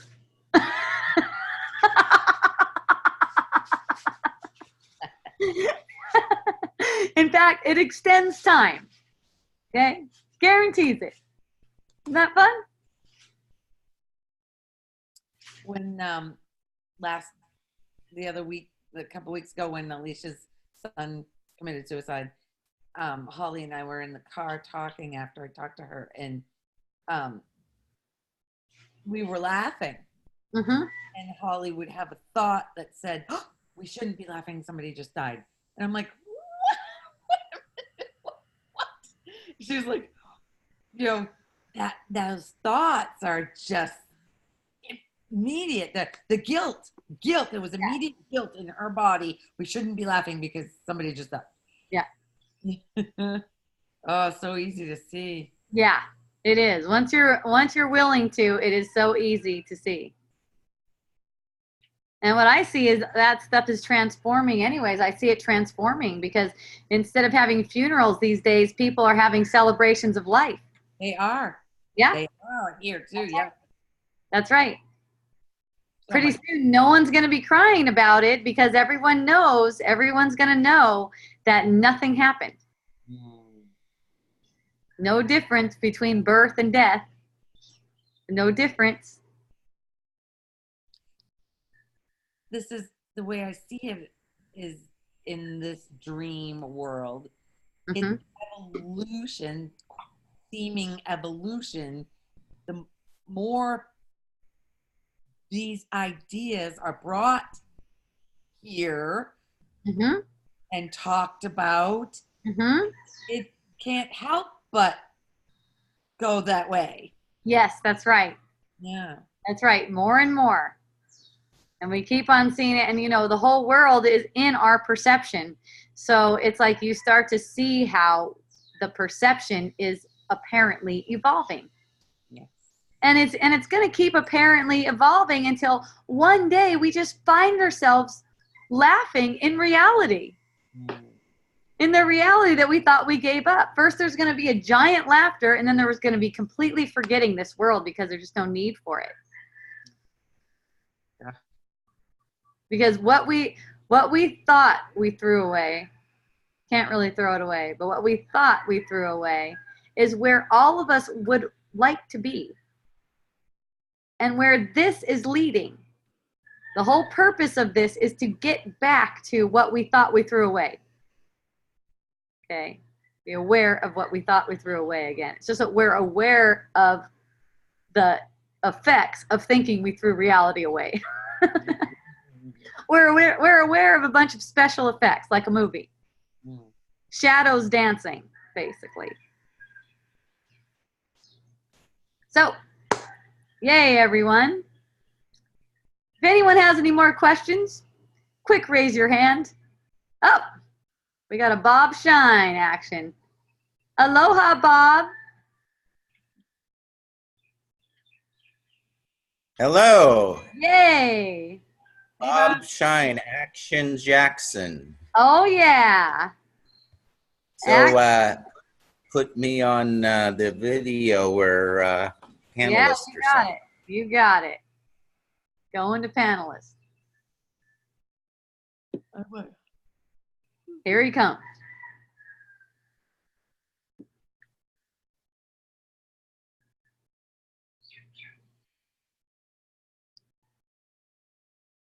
What happened there? There he is. Yeah, look at you, Bob. Hi, Bob. Okay, so can you see where I'm at? It looks like you are in the beautiful what is it called? A patio at The pavilion. This Pavilion. is where this is at Michelle's, where we have Hope's Wisdom Dialogue. We had it here yesterday. This beautiful at home wood. Yeah, so it's just spectacular. So I thought I would enjoy experiencing Wisdom Dialogue here today with you. Why not? 2 days in a row in the same spot, the same beautiful spot. That's right. Just think, now I've got rid of the illusion. I got rid of guilt. I got rid of grieving. It was just an incredible experience listening today. How fabulous, Bob. Yes. So it's like I don't really have any problems or questions or anything. I love just that. I just wanted to connect with all of you lovely people. And here we have Janelyn on the panelist. It's Yep. fun seeing the four of us all together in a row. Right. That's right. Yes. So everything is beautiful and relaxed and peaceful, and the dream is pretty mellow today. Yeah. This too shall pass. Isn't that fun? Right. Yes. It's always. It's like a roller coaster. Yeah, it's like a movie, you know, you have, yeah, roller coaster, an amusement park ride, you know, there's all those ideas about life and movie and hologram and projection, all of that. It's Yeah. so, yeah, to get through to love, to reality, to light, to the infinite invisible source of the visible world, and to live from that, Yes. and to just know what love is.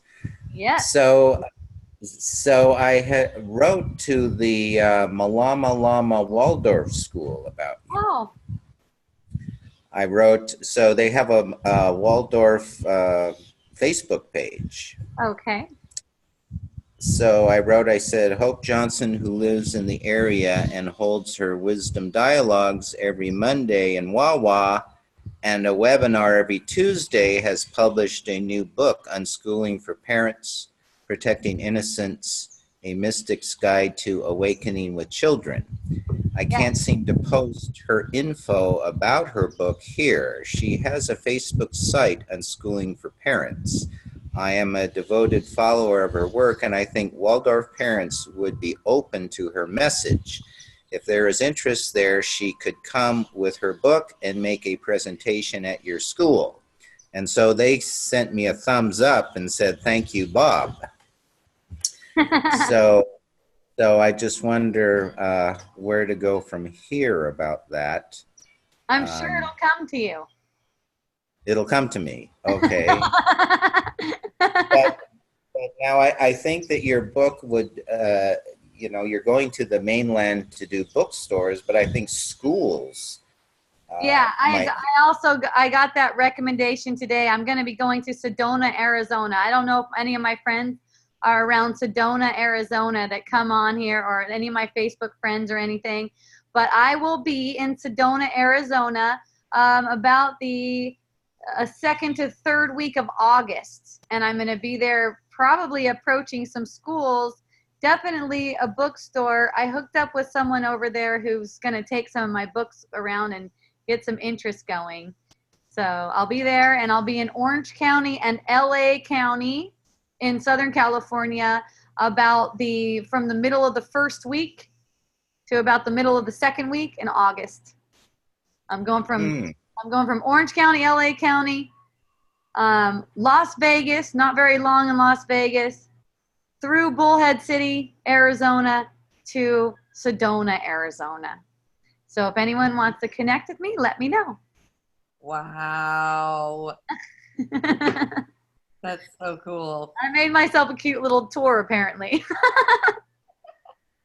Yeah, there's the Bodhi Tree bookstore in Beverly Hills. That's one of the major spiritual bookstores. Okay, thanks. Thanks. I'll LA contact area. them.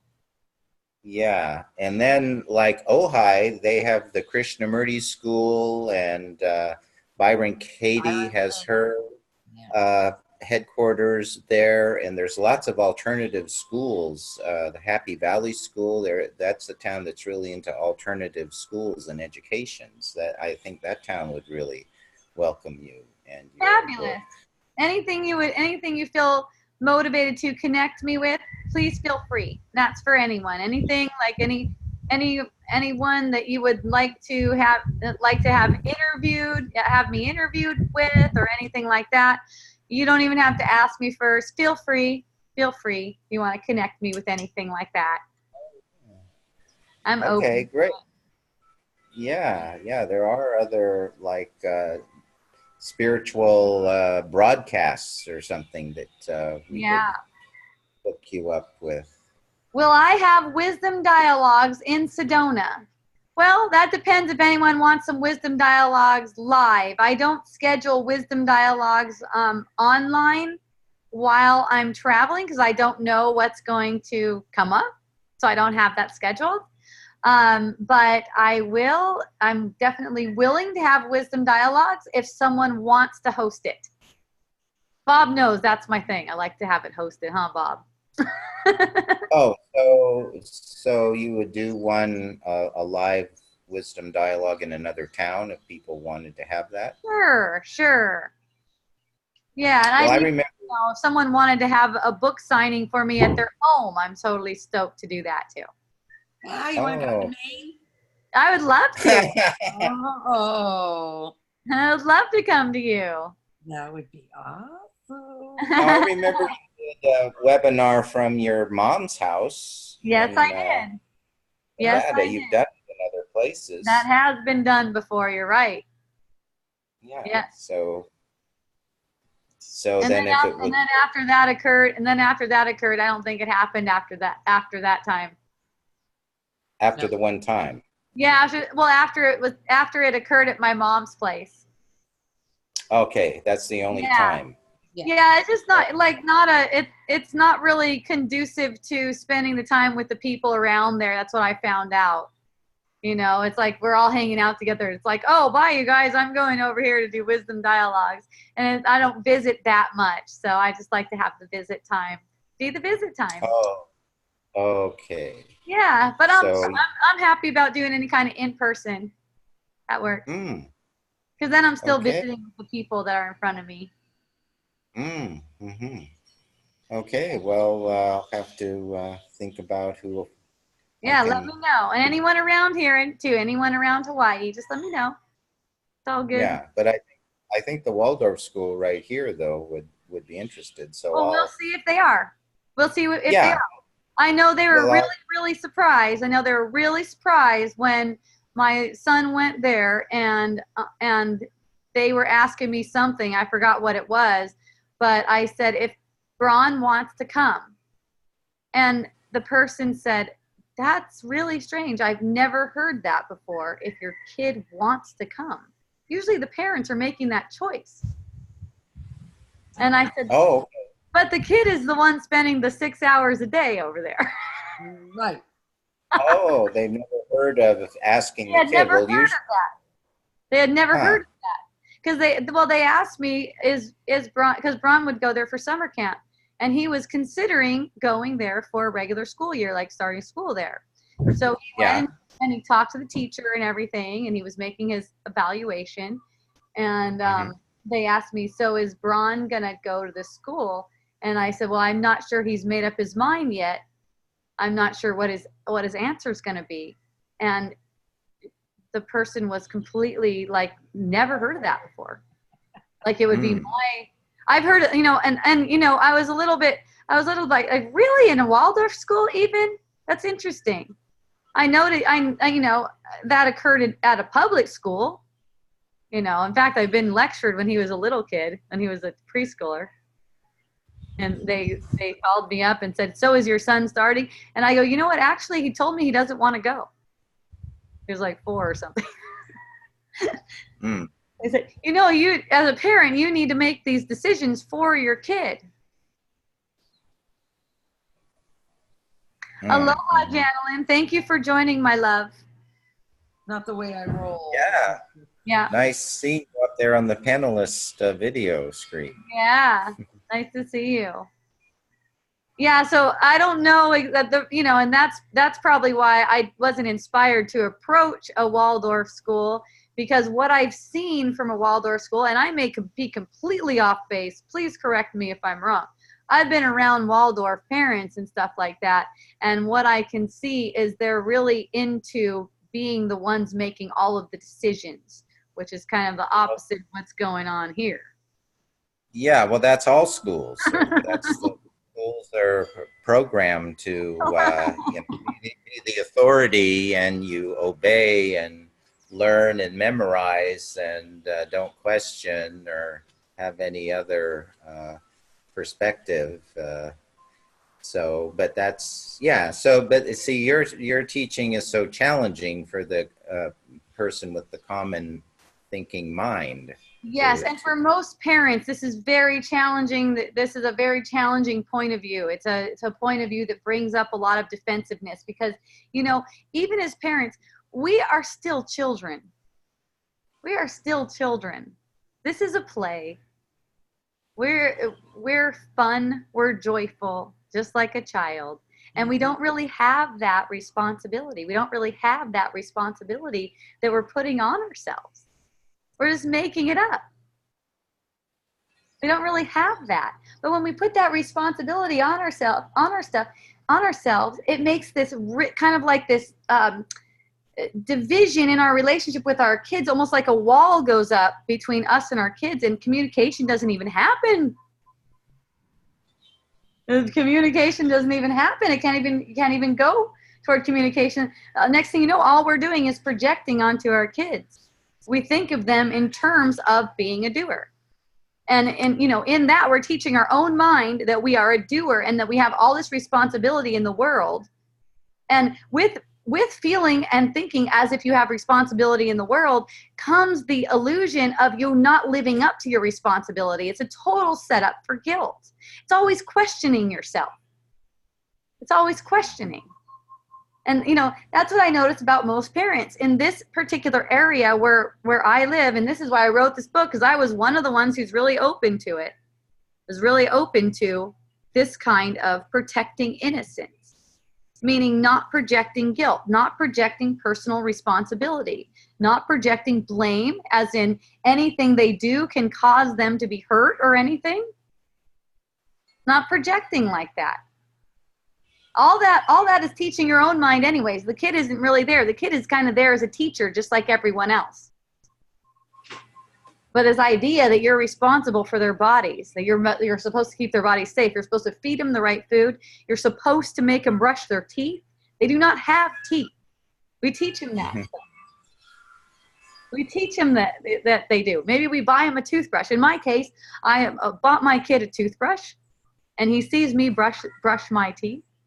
And if the thought of, oh my God, what if he doesn't brush his teeth arise? You know what that's for? It's to bring up guilt. Okay? Pretty much no one brushed their teeth before. Here's something in the illusion that shows you how shifty it is, how shifty it all is. There's this dentist. His name is Weston Price. He traveled all around the world. He found these indigenous people that do not have toothbrushes. Don't have toothbrushes. They just have perfectly white teeth. They're not afflicted like that. It's an affliction. It's a mental affliction. Okay? It doesn't mean you say, I'm not going to brush my teeth because of that. Just don't project as if this is a magic wand. The toothbrush is like a magic wand. It's making a magic trick of clean teeth. I actually have a chapter in here. I forgot what the chapter's called, but it talks about brushing teeth. It's freaking funny. It was fun to write. At one point I go, with all of that, who would really care if someone brushed their teeth or not? Same thing with trying to get a clean room. Same thing with trying to get affection or love. The same thing with trying to get someone to listen to you. Trying to get support. It's all the same. So what I noticed was, what would make me feel like, let's say, I need to get my kid to brush my teeth is fear of being shamed. The perception will come to me of going to a dentist because he has a lot of pain now. This idea of going, and now he has a lot of pain, and the dentist is looking at me like, didn't you make him brush his teeth? And then I just get the feeling effect of that. That's all. Get the feeling effect of that. Get it. So what's the condition of your son's teeth? They look normal to me. Oh, yeah? They seem to have cavities or decay or anything? No, I don't notice anything like that.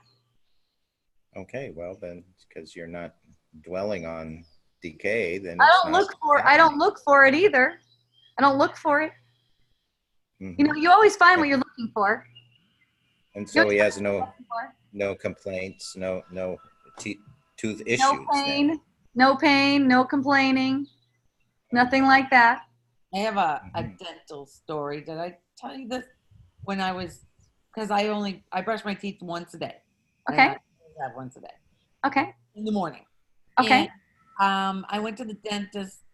When I was a kid, I really didn't go, and I don't have any cavities. When I got to be in my 20s when we got married, we had dental insurance. So I went every year to get the tartar scraped and get them clean. Yeah. When I was 28, the dentist told me that I had a cavity. Mm-hmm. So I made the appointment, sat in the seat the following week, and I was sitting in the seat, and he's getting ready to do whatever he does. And I said, how do I know I have a cavity? Yeah. He says, oh, you don't have any pain? And I said, no. He says, he takes out my x-ray and he shows me this little speck and he says, well, to be honest with you, that speck could be there for the next 10 years. Okay, let's watch it. Have I ever stood up to a authority figure? I was 28 years old. Yeah. So when in my early 30s, I changed to a different dentist because they couldn't get me in or whatever. So nothing, this new dentist never picked up, because they do the x-rays once a year. Right. When I turned 40, this new dentist Yes. said, you have a cavity, and this was in a different tooth. Yes. I said, let me tell you a story. And they said, okay. Now I just turned 55. I would have had 2 cavities filled that don't exist. Yep. They never really exist. They never really exist. We make them up. We make it all up. Well, if I'd have believed them, I would have had cavities filled. Right. Or nothing. Yeah. Yeah. And you know what? When I was a kid, that occurred to me too. I think I have 2 or 3 small, just little tiny specks of cavities, like fillings. And it was funny because when I was just a kid, I was probably like 9 or 10 years old. I was sure I didn't have the cavities. And you know, and when I got the filling, it didn't hurt or anything to get the filling. It didn't hurt at all. I didn't even need anesthesia for it. I didn't have cavities. That's why. It was like just a way for, you know, a way for making money or making an illusion or whatever. And I was sure I didn't have cavities, and I was sure it wasn't going to hurt, and that it just didn't hurt. It was okay. Now there's this, I haven't looked in a while. Maybe if I look, I won't even see it anymore. But my daughter, my big daughter is 27 years old, went in one time, and she doesn't have any fillings or anything. But she went into a dentist one time, and they said, you have a cavity, you need a filling. And I said, okay, well, I want to take her to a natural dentist to do that part of it. That's good for getting the x-rays and finding out she has a cavity here, but I'm going to take it to a different dentist to get the cavity filled. So when I went to the different dentist, which was maybe like a couple months later, they said, we can't take the other x-ray, we have to do our own x-ray. So they did an x-ray and said, there's no cavity. Nothing to fill. Neither one of my boys have cavities either. So funny. How many times? Both boys, one is 27, the other one's 31. No Yeah. cavities. Either one of them. Yeah. The same thing goes for mammogram. It's like you're going to find what you're looking for. I've not had a mammogram or a, what's the other one that goes up the butt? Up the butt. Oh, the sigmoidoscopy. When you turn 50, you're supposed to have. Is that right? I haven't been to the doctor's. Colonoscopy. Yeah. Oh, right. I haven't been to the doctor since I was 40. Oh, nice. And I don't take any pills. I don't. But you got the ganja. Oh. Now she knows it's ganja. Just like Bob Marley. That's right. Next thing you know, she's got dreadlocks. Oh my God, I just almost choked on my water. Can you picture me with dreadlocks? Yeah. Yeah, Lori will go Rasta. Rastafari. Rastafari. Josh. Right. That must be a Hawaii thing. Must be a Hawaii thing. Yeah, probably. We have our Rastafari crew around here. It's fun. They're really fun. We have Jawaians. What? Jawaians, yes. Hawaiians. Yes. Okay, so did I get to everyone? I think I did. Wait, let me see. I got something here. Joe, are you on with me? I don't know, because when I go to my YouTube video, then I hear myself, and that gets very confusing. Okay. Ability to hear wisdom dialogues and hope are on fire. A new book and current book signings. Yay. Ability to hear my higher self is getting clearer and clearer. Thank you. All the practical ways to lift the veil. In my meditation, it feels like I'm on the verge of experiencing something deeper, not chasing it, but fear or ego resistance getting in the way. Would you be okay talking about your meditation practice? Okay, so this isn't just for wisdom. Yeah, asking for, yes, I would love to come over and talk with just you and your beautiful wife sometime. But yeah, I will say that ego resistance getting in the way. Well, you could say that's just like something thrown up. There's really nothing there. There's really nothing at all there. You know, like there's a sense of peace and I'm on the verge. So the sense that I'm on the verge, it's almost like it calls the ego into the play. It almost like as soon as you think oh my gosh, I'm almost there, here comes the ego. And you know, it's just an effect of feeling like I'm this person on the verge. See, so when that arises, there's this sense like there's a need to get through the ego, through the ego or past the ego. But the ego is also just arising in the mind. Remember, the ego isn't real either; it's just projected. So it's like getting the feeling sense of that, and don't worry because it's always changing. It's gonna come. The insights, the awareness are gonna come exactly when they need to. It's kind of like my husband told me the other day, relax, it's all a dream. And it's like, yes, that's all it is. Even the ego coming into your meditation is like, relax, it's all a dream. Because I told my husband, yeah, I really do feel motivated to meet someone who is more, what is the word? More convicted, even more convicted than I am, that the illusion is not real. Really feel motivated. And he goes, relax, it's all a dream. And I'm like, oh yeah. See? Let's do a round of that song. Row, row, row your boat gently down the stream. Merrily, merrily, merrily, merrily, life is but a dream. There's nothing to hope for or anything. That's the fun part. So even when you find, not even Hope Johnson. Yeah, so my name is Hope Johnson. And you know, I like to say it's a different kind of hope though. It's more of a true hope, because it's hope for what is already there, what's already given, which you just don't see. You know, it's not hoping for anything on the surface. It's not hoping for anything in particular. That's called false hope, the opposite of which is doubt. Okay? A true hope is already there. It's what calls you home, so to speak. I hope I can open my eyes to see that. You don't have to hope.